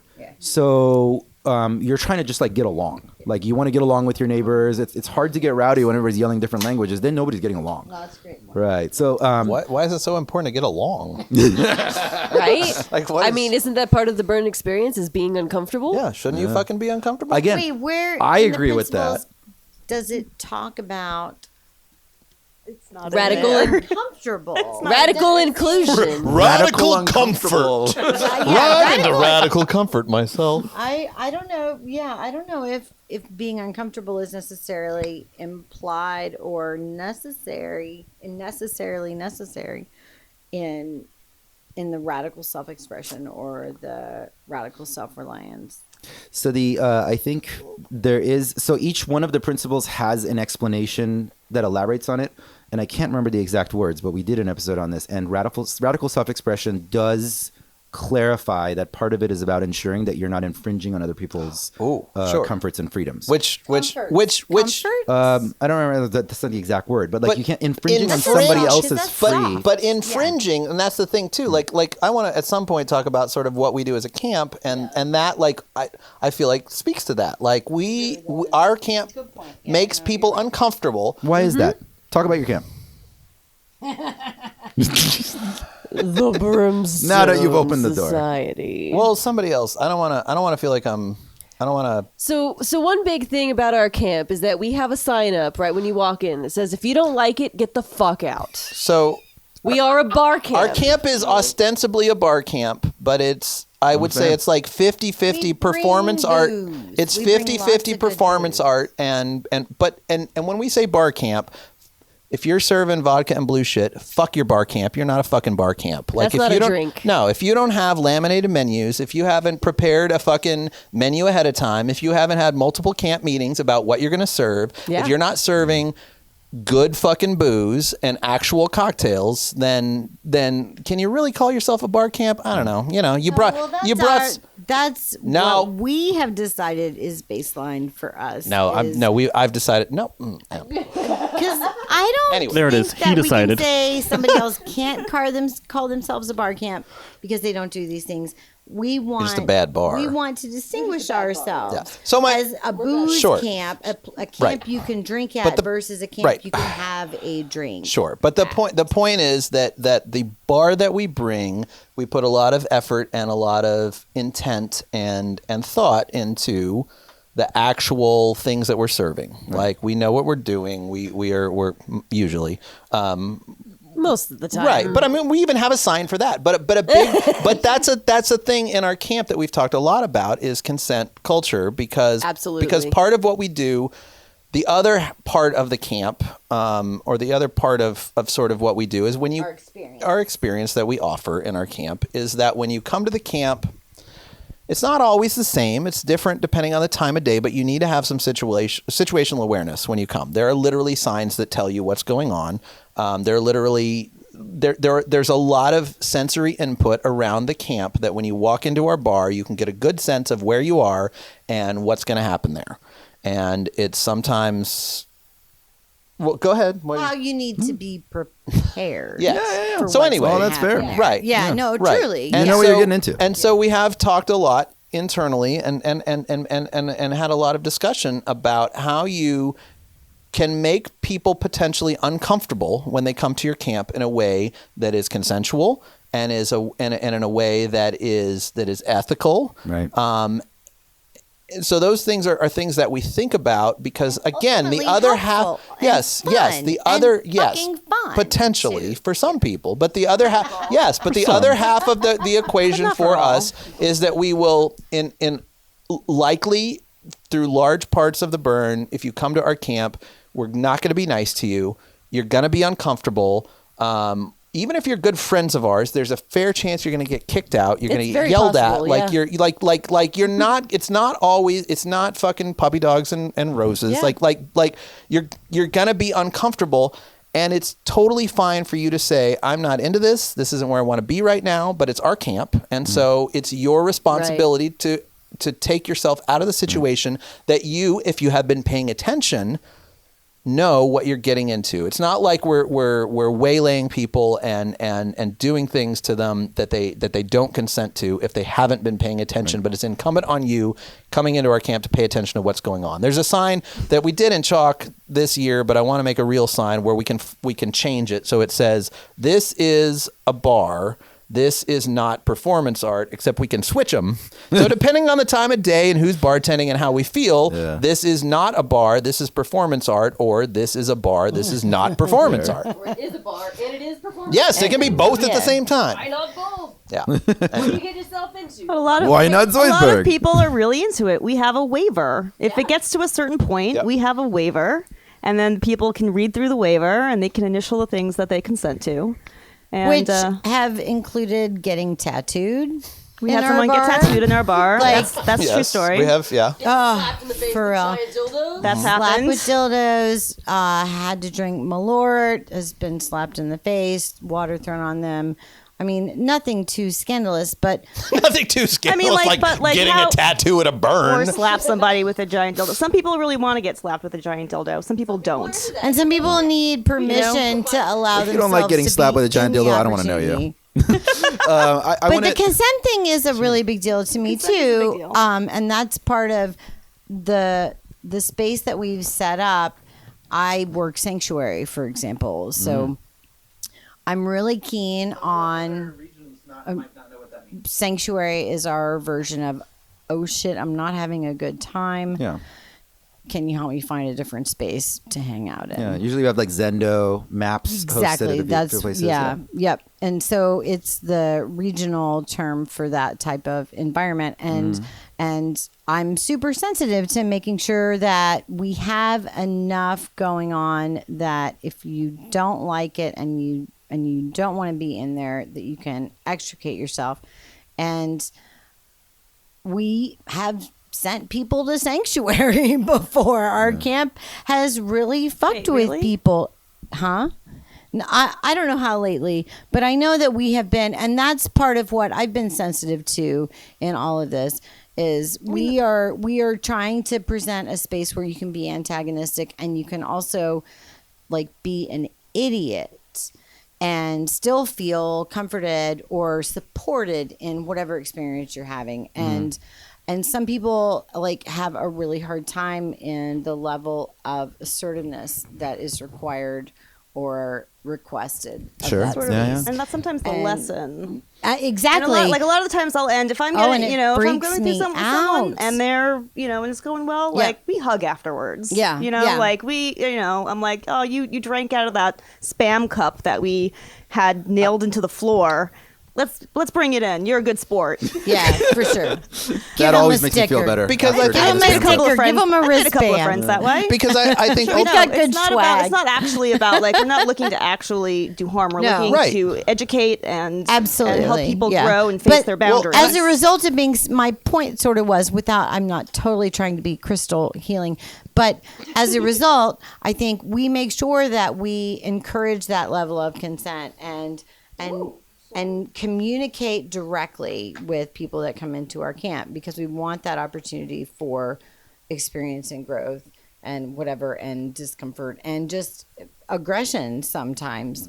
And it's mindful. That's, I think, the thing that I want to get communication. across is that it's Direct mindful. It's not communication just is reckless. good. It's, we're all it's considerate. and I think of a lot of part of aspects. that is because generally our camp is rooting for you. Like when you come in, we're going to be mean to you and we're going to make it difficult and we're going to make it challenging. But ultimately, like we want you at the end to figure out whatever it is we're doing that day and succeed. Because we want to make you a good drink. Because I we wanna go back to make this topic. We've got fabulous this fucking fucking great drinks. fucking Yeah, cocktails. that's Right. the point. So my question is, so you're describing right now a lot of the experiences you've had at Freezurburn and Flipside. Yes. I take it. Yep. Has this bar been at the Big Burn? Nope. Not yet. Nope. Okay. So, in your observation and analysis, you are the rowdier camp at One Freezurburn. of the rowdier camps. I mean, I don't Okay. Because that was my question about like sort of the difference that you had, the experience that you had in Big Burn. Like, would you say it was because you were with this camp specifically, or something about it? yeah, we So weren't she's with waving this her camp. No, no. this No. camp was not together when No. we were I going think to Big the thing Burn. that's holding this camp back from going to the Big Burn is the fact that we would have to be open more than we like. Yes. To be sure, if we don't don't think feel you like have to do shit. bartending, well, and that's the thing. If we want to be in a space where people are going to come by and we want. I'd love to have a Like, bar in I Esplanade where we're think closed being half the closed time. most of the That would be time amazing. is I don't like personally I am like reluctant to be the asshole all the time. I think that's why an we're asshole together, move. baby. So Together we make a whole person. I hope we can start a petition to bring all of this assholery Well, that's to one the of the Esplanade. That'd be wonderful. It's one of the weird things about our bar is depending on the time of day and who's bartending. Because if they're bartending, it's like, cool. You want to open the bar? Cool. You want to do a happy hour where you just listen to weird noises and it's super chill. Like she's like, you coming to my bar right now? I'll give you a crystal healing and I'll serve you this amazing cocktail. It might take me 30 minutes to make it, but you're going to get an amazing cocktail because ultimately this is about my experience too. Yeah. So it's very, we could yell at you and then 10 minutes later, we will love you and hug you and celebrate being alive. Who knows? We're not trapped in here with you. You're trapped in here with us. Like, that is, yeah, part I of it think is that- I think what ultimately it is, we're really passionate about what we gift. We had Yes. some expectations and Yes. some levels, and sometimes our level of gifting and volunteerism in this camp will outweigh our level of participation or sometimes more community connection is because we sort of stay in our bubbles. We have, I think, really strong bubbles in the volunteer community and in build community, and that overlaps with our camp. And as a result, I don't know that I have to really step out and experience the rest of the burn because it's so much fun to be at our camp. It's so it's entertaining and it's fulfilling. We're not open all the time, then. Yeah. Well, and I think that speaks to kind of what we were talking about. I think back to what I was talking about. Well, are you a real bar camp? And that level of egotism is also part of the camp, and part of I think what makes it successful is because if you come in and play the game with us, and we're rooting for you, but we're not going to be nice about it. Right. And you're willing to play the game. At the end of it is a really fucking good quality cocktail bar. This isn't just, again, it's not vodka and blue shit. It's a quality fucking cocktail camp that's pro level shit, man. At the end of which, and if it weren't that, yes, and if it weren't that, if we weren't super excited, about giving you really good quality cocktails and knowing about alcohol and having people in camp who will sit and talk to you for hours about just nerd the fuck out about shit. Like it wouldn't be as successful and it wouldn't be as well liked, because that's sort of the payoff for putting up with our game is you get something that we are passionate about and love at the end of it. And we're sadistic. Yes. We can dig it. I want to know who here is in a position to give a quick description or snapshot to the listeners about one, of course, like Flipside being the first regional outside of Burning Man, how that kind of came about. This is like a super quick version. Eventually, I would like to do an episode specifically on the founding of that, but also like what led to the starting Freezurburn. Oh, okay, quick snapshot. Quick intro for listeners. Well, who wants to speak for Tiki? I don't know. You do it. I can represent Yeah, you Tiki. do. Anyways, so we call him Saint Tiki. He was the person who brought a regional concept to Texas outside of Burning Man. The first person to try to do it outside of Burning Man. And I cannot tell you how many people were at the first Flipside. It's been 22 years. It's been 22 years, I believe. The 22, first one 23. was like 50 people, I think. It was pretty. Yeah. I don't even know that they called it a burn, but it was Saint Tiki and his bus, and he had a big party. Yeah. But he wanted to bring the burn to Austin. Yeah, fun side fact. I learned when we did our 10 Principles episode with Halcyon that it was actually when the regionals started to pop up that the request came to have some principles that they, like, how do we make this? Yeah, an official exactly. thing? Yeah. So the principles What are didn't our exist until guidelines? regionals came around. Yeah. Yeah. I've heard that about the principles being in reaction to a definition rather than a definition to spread to the regionals, more in reaction to, hey, what the hell are we doing? how do we do this? Exactly. And so that came here. And so as a result, Flipside has been going on for 22, 23 years. 20 and it was years. super About how many people have been grassroots. coming? Now it's... In the past 10 years? What's the 25, current? it's roughly 2,500. It's about stayed at like 2,500. 2,500. It hasn't grown. It's sort of kept its stasis as a smaller burn. So even though it was the first and for a long time the largest, it's certainly not the largest anymore. And I don't think really is trying to be. Right. It likes its roots. It likes that it's I'm part of that community as well, are a smaller community, and it does attract people from states around us too. It's not just a Texas regional. It's a regional for a larger area too. And so how did Freezurburn come about? Do you want to talk about that? I could talk a little bit about Freezurburn. I'm a little embarrassed right now because I was on the Freezurburn LLC. So I was, for a few years, I was the second iteration. So there was an individual who started another regional burn in Texas, because that's what we do. We're like, well, I want to do my own burn. And so it started, and I know him-ish. I don't know what you're doing. But then he sort of passed it off to an LLC and said, this is getting too big for me. And I was part of that LLC. I know fuck all about like the first 3 or 4 years of Freezurburn. Because then I stepped in an LLC, and again, it was still pretty new and young, and so I'm a little embarrassed that I don't know more about like the impetus for the start of Freezurburn. I mean, I know who started it.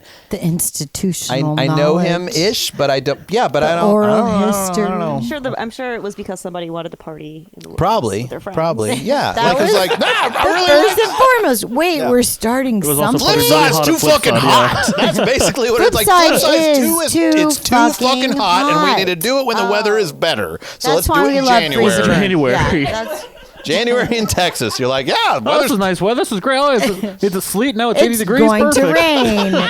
It will rain. Uh-huh. That's good. That's exactly what I needed to hear. Yeah. For listeners to kind of get a snapshot of. So both Yeah, that events was the now impetus for happen Freezurburn. at just various times of the year. Yep. Well, it's not. Those aren't. It's not. There's There's more. there's Alma Burn, which is a San Antonio based. Okay. Yeah, that is an official regional. So we do have to Yes, there's Yeah. Alma Burn. There's a burn in Houston. Alma happens in April. Yep, April-ish. There's a burn up near Flipside Dallas. is in May. Flipside's in May. There's a burn. January is Freezurburn. There's Corpus does some beach quarterly burns. cleanup beach burns. Yep.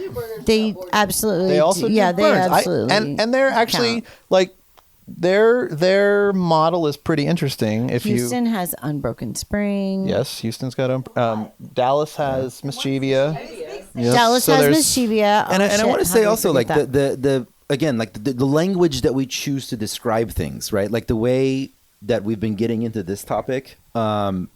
You go to like California, I don't think anybody in like the California burns describes it as a California burn. They're just talking about specifically like their city. Like we've done one in Santa Cruz. I go to Utopia in San Diego, you know. So the way that you're even describing it, there is a stronger sense of like, this is Texas community. Absolutely. And we have a bunch of burns. It's I- not, I- this is Austin. But this I- is this. I- Like, we're all the same. Like, there's that sense. I think in part that goes back to what we were talking about earlier, that double-edged sword of this community where a lot of the volunteer infrastructure that does Mischievousness and does Freezurburn and does Flipside and does Almaburn and does all of these Unbroken Spring, they're the same people, honestly. A lot of the core volunteer community there's a huge amount of overlap, which is good in that you have a lot of institutional knowledge, and it can be very, very challenging because it's pretty easy to burn out if you're super excited and you're trying to put on or be a core part of 5 burns in a year. That's difficult. That's a full-time job. Yeah, it's difficult. Is there a challenge to bringing in more people, new burners to take over these positions? Yes. Yeah, I think it's kind of strange too. You know, like I've looked at how our burn runs, like infrastructure level, and just like the amount of different talents and backgrounds that you need to bring into this to make it successful, right? Because like you need firefighters, you need somebody who knows how to do fireworks, you need people who know construction, people who know safety, you need people who can manage and handle people and HR and finance and legal stuff. Yeah, like there's so many. Yeah, you need so many different disciplines all to come together, and then you're asking these people like, well, hey, I need you to come together and do this on a volunteer basis for this thing, and like put your nose to the grindstone to make this thing happen, and we pull it off, but I don't think it's going to be hard for us to, like, if we need just a bunch of, like, Freezurburn, we call them Yetis, where it's just kind of free hands to go help with whatever department, right? Mm-hmm. Like, filling that isn't necessarily... You call them Yetis? Yeah. Yetis, yeah. That's so, awesome. Like... How can I help you? Yeah, so, if, like, filling that isn't too hard, right? But how many people are you going to find who have, like, upper management experience who can help run this thing at a board level, and how many people who are going to be experienced or seasoned firefighters who can come in and we'll sit there, watch the thing go down, but be on shift the entire time. That's the thing. Board level involvement, levels of involvement that require more of an investment of your personal liability. I think it's hard to find people that are willing to do that are willing to participate on that level. Yeah. Because that could tear everything down if you can't find volunteerism at that level, much less at the greeters table. Yeah. And it's strange too, because like it's a huge ask, right? Like, I look at what my role would be, where I spend 2 to 3 months of my year focused heavily on the burn, 20, 30 hours a week. So I'm basically working a second job. And then you see people who work in levels higher than what I do, and their entire year, their whole year is working a second job to make this thing happen. Yeah. And so any given community, like how many of those people can you find? And the ones you do find, how many of them are going to be really just equipped from their own life experiences and their own professional experiences to do it well, Yeah. So it does kind of leave a question of like, do we have too many burns? And like, how many burns should we have, Right? Because like, how many are sustainable, right? And how many are sustainable? What's going to happen to the ones we shouldn't have? Yeah, and to the point made earlier too about the safety thing, if we're stretching people so thin, and let's say something happens in whatever, Backwoods, Texas burn number 18, and like something goes wrong and an effigy falls on somebody, and somebody dies. Like, what happens to our insurance? Or someone runs into all an the effigy. burns. Yeah, what happens to other burns? About. Yeah. Like, this has happened in other places. You have those times of what would happen if, and those ifs aren't ifs, they're whens. Yeah. What will happen when? And that was, there's been we've experienced a couple of natural disasters at burns in Texas, and there's been other traumatic and equally harmful and scary events that have happened at other burns. Utopia being one of them. We were on a panel where we talked about the Flipside floods that happened. And people were people were stranded, and we were on there with people talking about the Utopia when someone had a heart attack on the dance floor and died right there. And like, this shit can happen. What do you do? And then legally and at a greater scale with the burn community, how do we react to things like that? And how do we respond? And how do we, heal as a community and also interface with a greater community outside of us when someone runs into a fucking bonfire? Well, and I think a telling anecdote that I can share is part of this idea, like volunteer burnout and like the core community getting stretched too thin, and how do you bring new people in, and all of those sorts of questions for me are sort of encapsulated in an anecdote went to GLC one year, and I was in a panel and they were talking about insurance and a lot of boring event. For listeners, that's the Global Leadership Conference. Yes, that leadership from all over. No, it hasn't. Did you see? Yeah, they did. They don't do it every year. Yeah, it's been a lot. It used to be there was a theme camp symposium recently that covered a lot of similar stuff. There's a European Leadership Summit that's also happening now. Yeah, and that's just leadership from different regionals coming together to. So it's this conference where you've got a bunch of leadership from a bunch of different regions, sort of coming together to share knowledge, and it's a conference, and I was in a conference with a bunch of other event organizers, and it was about insurance, and it was about liability, and it was about a bunch of boring shit that these people cared about, but the nuts and bolts of things. And the person who was facilitating the panel said, okay, so all of you who are Burn LLCs or your event organizers, like how many of you are trying to grow your event? And everybody's hand shot up except mine and a board member, an LLC member for Flipside. And both of us were like, fuck that. And it was very obvious. And she looked around the room and she was like, I noticed you two didn't raise your hand. And we were like, fuck growing your event. Like, no, like honestly, and that's one of the struggles that I have now that I'm off the board of Freezurburn, is that personally, I think Freezurburn's too big right now. And that's an uncommon and it's an unpopular opinion for Burn organizers to have. And even when you were like, you mentioned you went to Africa Burn, and the next thing you mentioned was how many people were there. 12,000. Exactly. You knew that. You were like, 12,000 people. Like that's a barometer. It's a barometer that we use for the quote unquote success of a burn. Sometimes is it growing? Is it getting bigger? Is it getting a lot of attention? And personally, I think there's probably a larger segment of leadership in Texas that has a lot of burns year round that says I don't want this shit to get bigger. Like it's harder to organize, it's harder to find people to come in. There are all sorts of, not just logistical issues. I think sometimes there are cultural advantages, and there are there's a certain magic that you can get with a certain number of people that as a burn gets bigger goes away and changes. And I think that's part of the reason personally not as attracted to the big burn, to the Gerlach regional anymore. Like the art is amazing, the money that goes into it, the scale of things is really cool, but I'm not necessarily like that's you can, there's some magic that you can capture with 400 people that you can't capture with 1,000. And there's some magic you can capture with 1,000 people that you certainly can't capture with 10,000. And that growth of the burn shouldn't be the barometer of success of a burn. It's not black and white at all. No, it most definitely isn't. And I was going to say, it has actually, to reach I think to a broader community. The way that I generally describe like the big burn and burns in general, I think like the 2,000 number seems to be pretty common. Like 1,200 to 2,500 is a common number I see around the world. It's a good, comfortable number. And the way I describe it to people who are not super familiar with this community is that you go to the big burn and it's like visiting New York City. It's a massive, massive city.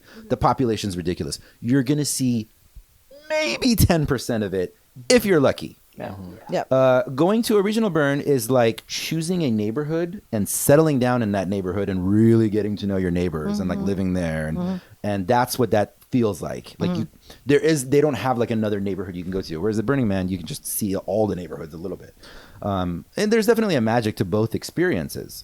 You wanted to say something? Yeah, I was to the point about it being like a neighborhood. Sometimes I think when we're putting the burn on, because you kind of have like a large contingent of people who are very core volunteer, or we're just there year after year, and it is kind of a tight knit community. So sometimes I'm just like watching this thing go down. I'm like, we're just putting on a big inside joke for ourselves. This is the most self-serving thing I've ever seen, and I love it. That is the most excellent description of this community that I've ever heard. Your bird. You did this for us. No, I'm going to put on a uniform, and all of a sudden I'm in charge of this thing. Completely. Pretty much. You got random hippie number 15 runs to the gate, and he's like, "Whoa, is this place?" I'm like, "Get out." It's play. We're grown-ups and we're still playing. Yeah, absolutely. So this is a observation I have based on the conversation that we're having here, and I want to know your input on this. It seems like in Texas, the number of quote unquote burners is smaller, but there is more events. Whereas like in California, it feels like it's the opposite.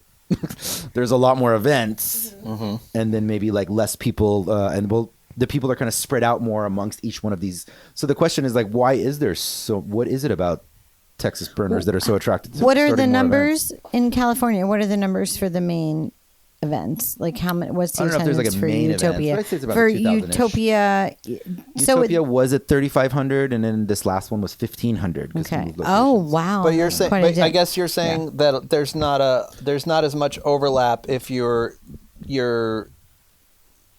deeply involved with Utopia. You're less likely to be deeply involved in another California with like burn Bequinox as, in LA. Okay, gotcha. Yes. Yeah. Whereas here, Bequinox is like LA. They have their own Equinox. world, their own lead, their own Gotcha. nonprofit, all that stuff. Whereas like over here, it seems like it's like a lot of the same as the way that's Yeah. being described here, Sure. at least. Yes. Yeah. There's a lot of overlap. So the There's, question yeah, a is, what lot is of it overlap. about Texas burner culture that's attracted to more events? I think, I have a theory, but I mean, Geography. right off the bat, yeah, you have a lot more land, right? So you have a lot of flat fucking land. big. And then I think, too, going a step past that, right, you have a lot of people here who, you know, if you're like in Massachusetts or in an inner city or whatever, like you may not find as many people with just like the equipment to put a burn on. Like more people own trucks in Texas, so it's easier to haul stuff. Lots you know? of trucks. But I guess We have lots his of question or trucks. his, if I can This is- rephrase, I think the question is, geography and equipment aside, why San Diego and LA are not any further away than Dallas and Austin. Why then in California is the volunteer core for a San Diego burn not the same as the volunteer core as an LA burn, whereas here there's so much more overlap. Like when you go to Mischievia and Hold the on, teams is that you're there on, really that much more overlap Yes. though? Hold on. Yes. Mischievia, wait a second. I think Mischievia has much more of a greater core of Dallas volunteers. Sure. And Sure. they are very proudly separate from the Flipside and Freezurburn absolutely. core. And then when you get to Flipside, it's very strong with overlap with Freezurburn. And then Houston and San Antonio and the Padre are creating their own identities. I think it's unfair to clump everybody as Sure. overlapping because you're going to have a few. I hear what you're saying. But I think maybe part of those my identities are strongly delineated. Sure, but I think part of my experience or part of what makes me say that I might be colored by the fact that I'm sort of deeply embedded in the safety community, and a lot of the safety community there are trainings and certifications that go along with it. That might so you're right. Like what I'm saying is my experience might be colored a little bit by the volunteer pool that I'm personally involved in, and so yeah, that's a good observation that I hadn't thought about. But I do have a theory. I want to hear all the theories. My theory is that it's all Flipside's fault. Okay. Because part of the identity, at least in being a Central Texas burner, is Flipside's the fucking first. Flipside was the first regional. Flipside, and this is the dirty little secret. I'm not involved in Flipside, so I can fucking say this. Other regionals are dictated to some degree by the org. Like the Burning Man org says, this is what you can and cannot do as a regional. You have to do this. You can't do this. And I'm going to tell you, as someone who's seen some of the inside, that does not fucking apply to Flipside. What? No, I'm sorry. Like, I don't give a shit. No, I'm like, fine. It's what the fuck? What do I care? Like, honestly, that doesn't apply to Flipside. This is the politics. This is the backroom politics of it. Is Flipside decides this works for us. I do know what I'm doing. The org says, okay, like, all right, I guess we're gonna change our rules. Like, because Flipside is that there's a, and I think that bleeds over into the larger community, and you can cut this. You can cut this out. I don't know. I'm sorry. No, don't cut it out. No, no. There's Why? a lot. What There's the a fuck? lot of like that's personality. fucking real. That's truth. That is fucking truth. Yeah, a That lot is- of people that is here are like, truth. That's not unique to this community. Yes, it is. That's what I'm saying. Is that I've watched that happen. And is this why Texas has more burns? Yes, I think so. Yes, I do. I believe that those two things are related because there is an egotism here. Exactly. And there is an egotism involved here that bleeds into not necessarily the numbers of people that are coming, but the year-round nature of multiple events. That's exactly what I was going to say is you were asking, like, why is it such a small pool of people who burn out because it's the same people and the overlap? It's because so many people do so much and they're so fiercely proud about what they do. They have a passion about it. We love it. We do a good fucking job. We throw great burns. I did a lot for that. Yeah. So there's a lot of ego that comes with that. And so a new person who's like, hey, I want to volunteer, they could be very intimidated by that because we're fucking proud. Yeah. We do a lot of work. And so we try that's something we're actually working on, and we try to communicate like, hey, yeah, you do a lot. Try and teach new people and you won't get burned out. We're intimidating. A lot of our volunteers that do a lot of amazing things are intimidating because they do so much. Is it because everything has to be bigger in Texas? It is. Always. No, it's okay. There's a warning up at the top of this show that says these are all just the opinions of the interviewer and the guest. We're not speaking on behalf of all Burning Man. Thank you for your opinion, random man. No, it is all an opinion. But I'm not. A lot of this, like I said, is just like a little snapshot of the cultures. Like it's questions. There is no necessarily right answer. I think a lot of what you were describing, Caps Lock, about just like the culture here being a place that facilitates, like, hey, if we can do more, why not? Why shouldn't we do more? Why not do more? Yeah. No, and that was something actually I experienced. I got a ranch. Let's have a burn. Yeah. Exactly. Mm-hmm. That's something I experienced in like South Africa. Like they're already an adventurous population. Like that's like, oh yeah, take coolers, go live in the middle of the desert and figure things out. Like, yeah, this is normal. Yeah. Like that's probably something that is pretty, you know what? That actually answers part of it. That's pretty normal in Texas. Yeah. You've got trucks. You can go adventure in the middle. Most of California, we're in like urban cities. We've got our coffee shops that we want to like stay hidden in. And with, Joe's argument. Well, that's the thing. Yeah. It's like, you grow up here and it's not hard to find natural space to explore as a child in Texas, right? Like growing up here, where it could be more so in other places if you're in a more dense urban center. And obviously, like you can be in the middle of Houston and not see a tree for days, but right. But that kind of frontier approach. Yeah, like it's easy to get out into open space in Texas, right? And so just growing up in that and just like living in it and just going through like the natural weather we have here, which can be really severe, and just kind of the challenges of like, it can be well below freezing and then 95 degrees the next day and then your pipes explode and then, so maybe there's like a Texas mentality to it of just like we're well equipped to deal with a bunch of bullshit. Yeah, pretty much. It was like I fished a black widow out of the toilet earlier, so let's put a burn on you. Like, how hard could that be? No, it makes sense. I mean, like I'm sure, like Australia, if they had a larger population, they'd probably have more burns. Yeah. Well, the parts of the world that are more comfortable with the uncomfortable are probably the types of weirdos that want to go out in the middle of nowhere and throw a giant party. Yeah. Like scorpions is not a reason to not go burn. Yeah. Oh yeah. Like that's normal. Yeah. Rattlesnakes. Let's get out there. Snakes. Just wear proper footwear and let's have a good time. Oh God, mosquitoes. There's a lot of adversity in the landscape here. Leeches. Wants to kill you. It does, and we're gonna go out there and we're gonna build a city in it. On top of the thing that wants to kill us. I want to ask the same question if I once I get more Arizona folks on. Ooh. Because we've done like Saguaro Man episode, like I've been with Camp Walter a couple of times.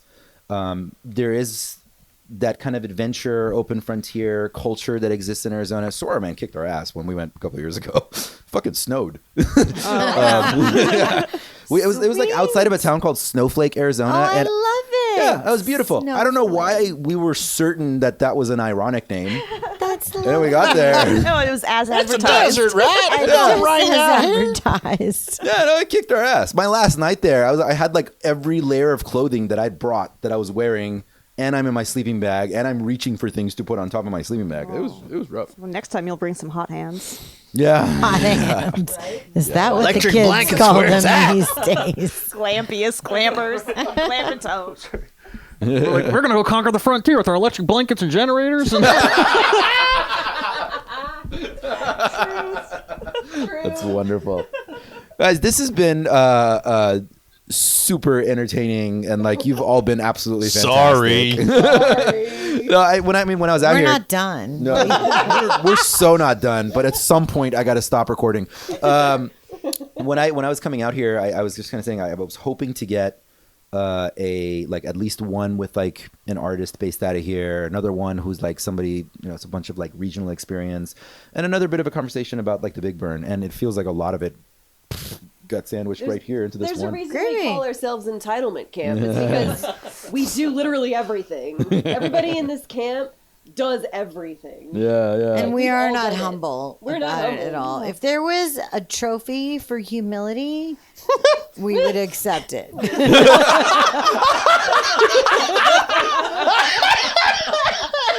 That's fucking excellent.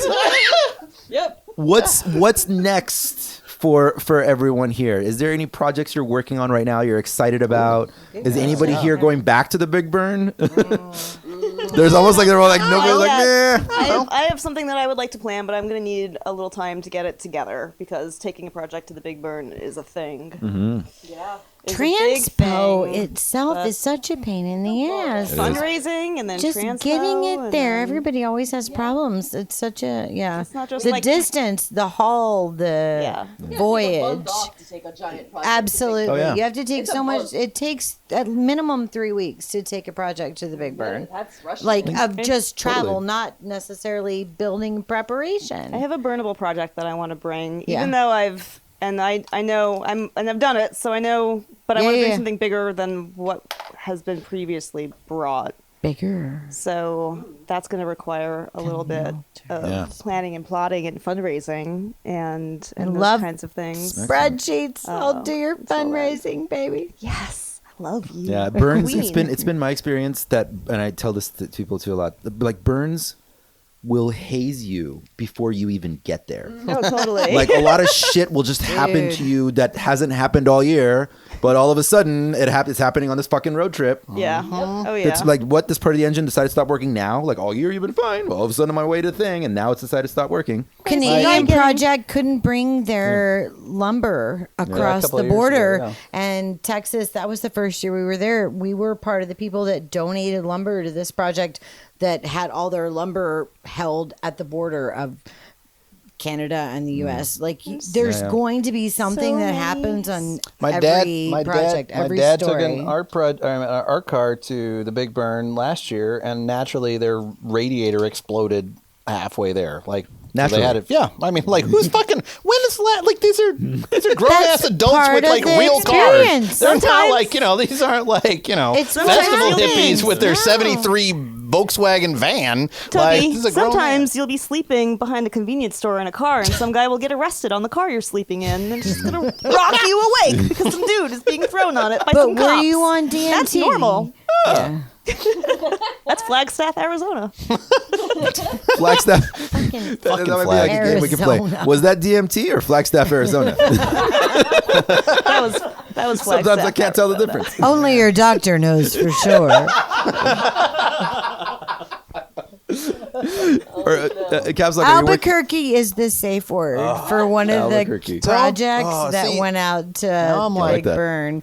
Yeah, That's a lot of syllables. That's a good safe word because it takes multiple syllables. it's a fucking safe word. That's it. But those are the kind of stories that you come back with. You don't just take a project. We're just gonna take it out to Nevada. Yeah. For sure, you have. Yeah, Well, I mean, the New Yorkers do it, so Oh yeah. that's crazy, man. That's fucking. they bring crazy. a lot of shit.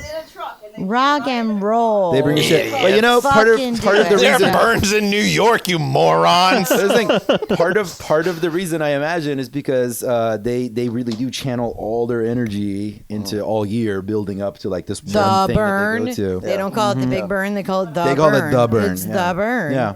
There's not a regional that Yeah. they go to or that they focus on. Is that what you're saying? They It's have that's regionals. That's the burn, though. They have regionals, but a lot of New York City, like the larger camps and stuff, like they do focus their energy all year on like getting to that. No, there's projects like that's for me. That's the most mind-boggling thing is like when they bring this massive things from New York that they spend all this time like building in like Brooklyn. Yeah. Like that's a fucking road trip. Yeah. Yeah. That's nuts. That sounds terrifying. Yeah, we'd rather be wait. fucked. We'd rather be a low level of fuckery all year Yeah, round. low At least level. I'm close to home. And this way, yeah, if one burn goes wrong, there's another one in 3 months. We need more frequent outlets. God, I almost want to name this episode a low level of fuckery. Low level? Oh, look, she's getting The offended. lowest. I want it to be the Get us lowest. Lowest level of fuckery. Superlative me in the lowest. The underling of Lowest level of fuckery. The absolute minimum you can ever expect anywhere. So you're working on the next effigy? Not yet. Okay. I'm We still just recovering. burned the This is me goddamn being like, what do I do with free time? What is laundry? Like I cooked dinner for the first time in like 3 months the other day. I was like, oh, food. Wow. This isn't Jimmy John's. It's not a sandwich. And so yeah, I'm like trying to tell myself like, don't do a bunch this year because like last year I think I worked on the effigy, finished that, renovated my bathroom for a few months, flew to a few different countries, and then started building again. But what happens in this community this time of year is Freezurburn has its decompression, and Flipside just had town hall yesterday, and they're amping up for their event, which is Memorial Day weekend. So it's the end of May. Yeah. And so from now, so for the community at large, it's more of a focus on Flipside. And because that's the larger event, you get a lot of the overlap. So there's not a lot of lull to A lot of the builders are shared between now the two. the Freezurburn thing just grooves right on into the Flipside Yeah. stuff. So a lot of people right now are getting real excited. You know, there's designs selected, there's build leads selected for the Flipside effigy. So people are ramping up for that, and I'm kind of sitting here being like, I might go to one of those build days. But you know, after the energy put into the last effigy, and that one was very emotional. You know, the designer and I know each other well, and that was a big one for him. And it was kind of like I guess an inside joke / emotional thing for both of us to build the boat. And so seeing that one I'm still kind of processing that. I'm not ready to burn another 3 months of work just yet. But in the interim, I'm working on putting together an art car for camp. So Yeehaw! we can take our low level fuckery on the road. Finally? No, it's definitely gonna be hazard Jeep. It's not It'll either be the answer to hazard Jeep danger or cart. Little Brother. One of the two. So that's kind of what I'm doing this year until I inevitably start working another huge project in like a month when I get bored. So we'll figure it out. Awesome. Figure it out. You working on anything, Ducky? No. I learned my lesson a couple years ago where I was like, I need to stop doing things for a minute. And so, no, honestly, I have no projects. I've been very much just like, hey, you need help with something? Cool. I might show up. That's about it. I can dig it. It's been very nice. Yeah. I'm gonna go through this list of barbecue places. You get. What's the closest one? Oh, for fuck's sake. Valentina's is the closest one? Yeah. Unfortunately, it's already closed. Yeah, they're closed for today. Are you wanting it right now? You can go to Rudy's, man. They're Don't like fucking send him Rudy's. to Rudy's. No, you guys. Jesus Christ. Rudy's is I want to send you to not Franklin's, but it's that not possible. Can't go to Franklin's I know. I Rudy's know. is That was my choice, by the way. My choice was It's Franklin's. still a Yeah. chain. But I But can't go. For brisket. Franklin's, Yeah, you yeah. have Yeah, to yeah, yeah. wait for like 2.5 I've fucking only had hours. it once I've in my never entire had life, Franklin's. and it was because I didn't have refuse to stand wait. in line for Franklin's. Don't That's stand in why. line. I Amazing. never You have. don't I have to. won't. Game the That's fucking why system. I go Game to the Rudy's. system. I'd say it's worth Because it, but I it's haven't gone consistent. back. I get what I want. It feels like it was the best. everything goes smoothly. You got to get a big enough They order. accept You my can order in card. advance. we of gotta order Franklin's. like pounds of it. Yeah, I don't have to Go. order You walk it by in and walk pound out. for We should 17 go. people. Get a lot Fuck of y'all. Rudy's is fine. At 7 in the morning. If you're Rudy's into the is mega churches, fine. if you're into fucking Joel Arash, Osteen, yeah, sure, go go to to fucking Rudy's. Rudy's. I'll do it. I'll do that. Go I'll do to it. It'll be my Rudy's. entry Isn't point. bad. Tell it really, them Clover Rudy's sent I'll is- tell you what. I you. fucking love this town, and I'm looking forward to coming back like super soon. Have you had the Sorry. good tacos yet? Go to don't know. Torchy's. Maybe next time it'll have better tacos. Go to Torchy's for tacos. No, I'm not. You know, I live in Southern California. We have tacos. No, but No. Torchy's are good like white people I don't tacos. Like we have real tacos here as well. But Do you have there's- burritos? Do you have There's carne asada but fries? there's a whole class of like white people. I've got it. Supreme? My cousin's from LA. And he comes here and He he's does like, freak out about He's like, tortillas. bring me to all the white people taco Food truck places. on Cesar 'cause- Chavez. yes, 'cause- That's fairly close to the highway. That if you're going down Cesar Chavez Oh, good. from I-35, it's on the left. It's the first one you're going to see on the left-hand side of the road. Dude. Stop there Yeah. and get those tacos. I will trust that. I don't remember there's the a name good of one the at place. at a car wash. There's a car wash taco place up the street that's real good. No, it's real fucking good. I will do that. That's a good description. Thank you all so much for sitting with me and having this incredible recording. This has been one of the more entertaining ones that I've been a part of. We didn't even have You to get need you a better drunk. podcast, Yeah, brother. This has been fantastic. This has been You need to fantastic. find better guests then. Well, I was These being shitheads are real Listen, good. I was We being think we're California funny polite, but I guess I can anyways. call it out if you want. No, it's been amazing. I want to thank all of you, as I always do, like for all the work that you put into the community, all of your volunteering, the amount of effort that you put in, so that this community can thrive and exist, and people can have our beautiful spiritual expansions. One As a lot of us do. One last plug that Yeah. from the beginning, I'll reiterate: if you are an event organizer or you are a safety AF area facilitator at a regional burn, and you are having trouble getting buy-in from your org about safety and making sure, well, not making sure people don't die, but making sure that you do the right thing after people die, feel free to reach out for me. It's a big fucking deal, and it's real, and you need to think about it, and you need to get your org involved, and you need to get your org behind you, and I have tips and tricks that will help you. Please reach out to me. We'll do that. 100%. Smokey We'll have your Bear contact information. We'll tag you and everything. Yes. I want to just push it one more time that if you are listening to this and you want to get more involved in a burn community and you're intimidated, or if it's a really tight-knit group or something like that, fuck that. Get in there. Introduce yourself. Walk up and say hi. And like meet new people and make new friends and expand and That's uncomfortable, Linda. face that discomfort. Beautiful. Thank you.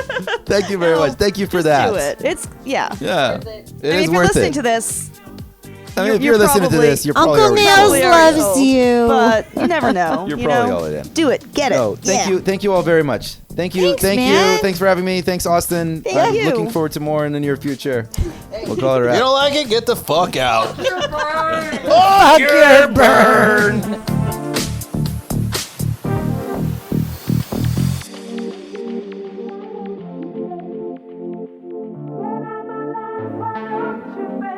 All right, you are now listening to the sounds of Travis Breaks.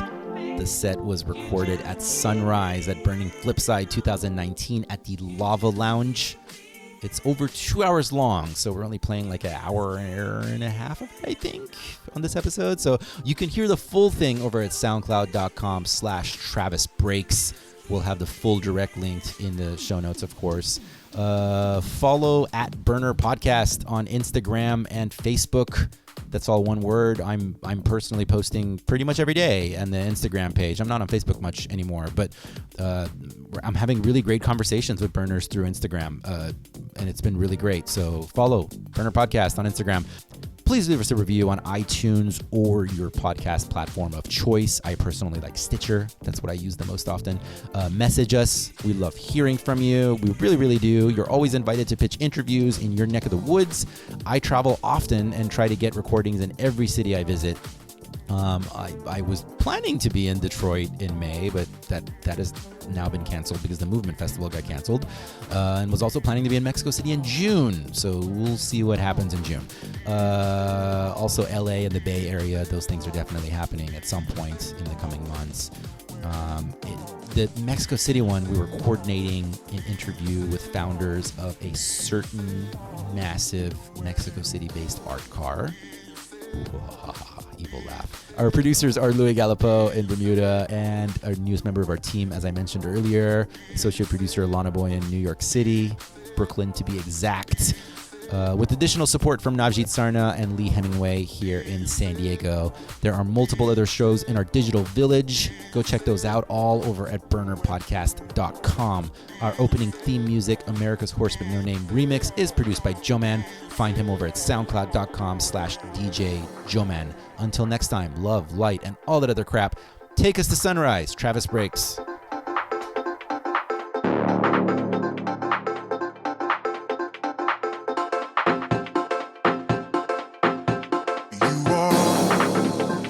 my fire, the one desire, believe when I say I want it that way. But we are two worlds apart, can't reach to your heart when you say that I want it that way. Tell me why. Tell me why. Why? Tell me. You say on. You say on. You say on. The way to on. You say on. You say on. You say on. The way to on. You say on. You say on. You say on. The way to on. You say on. You say on. You say on. The way to on. You say on. You say on. You say on. The way to on. You say on. You say on. You say on. The way to on. You say on. You say on. You say on. The way to on.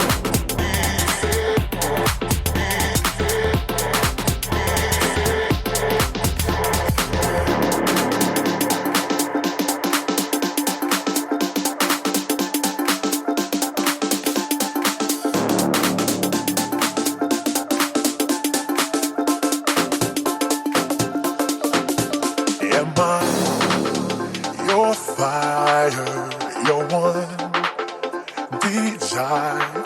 Yes, I know it's too late, but I want it that way. Tell me why. Tell me why. Tell me why. Tell me. You say on. You say on. You say on. The way to on. You say on. You say on. You say on. The way to on. You say on. You say on. You say on. The way to on. You say on. You say on. You say on.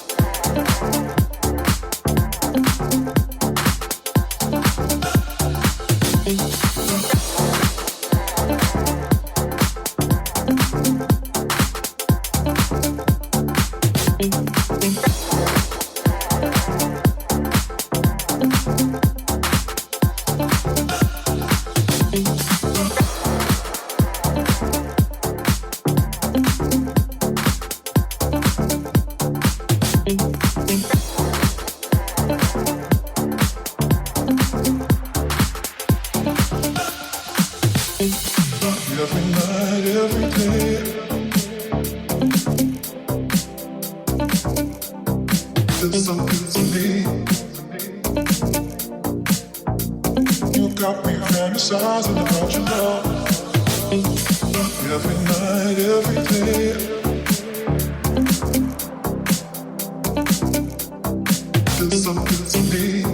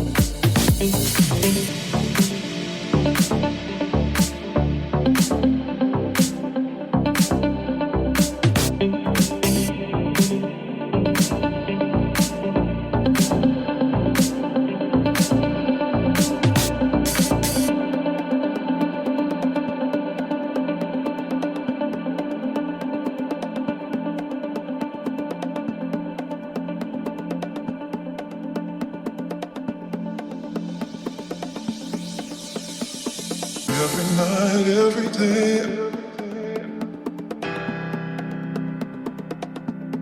It feels so good to me. You got me fantasizing about your love. Every night, every day.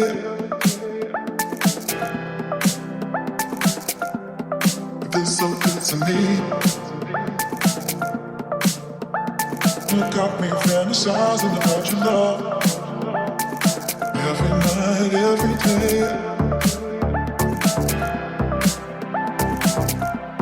It feels so good to me. You got me fantasizing about your love. Every night, every day.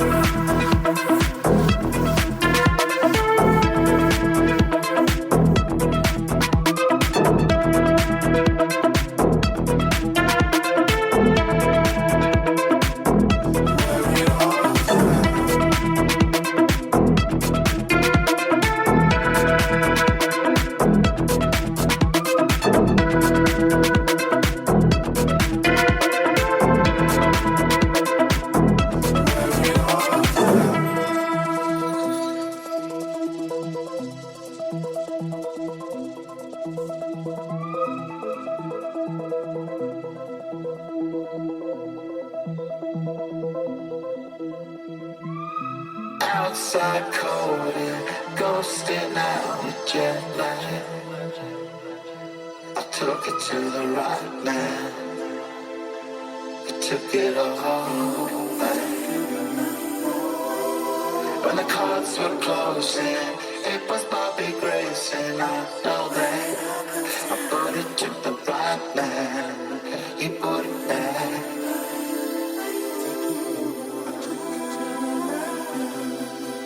I'm gonna miss you in this moment. I'm gonna miss you. I'm devoted. I'm gonna miss you in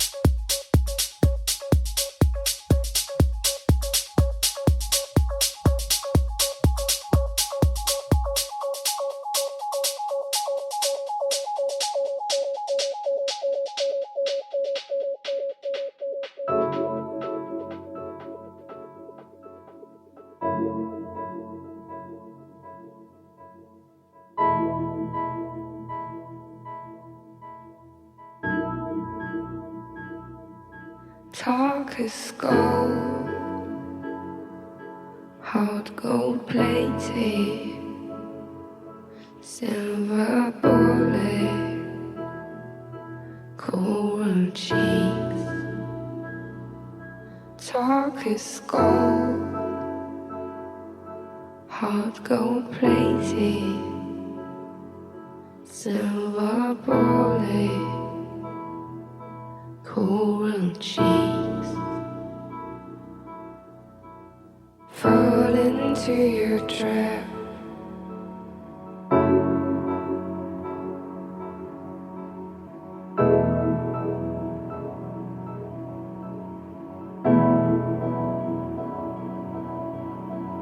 Fall into your trap.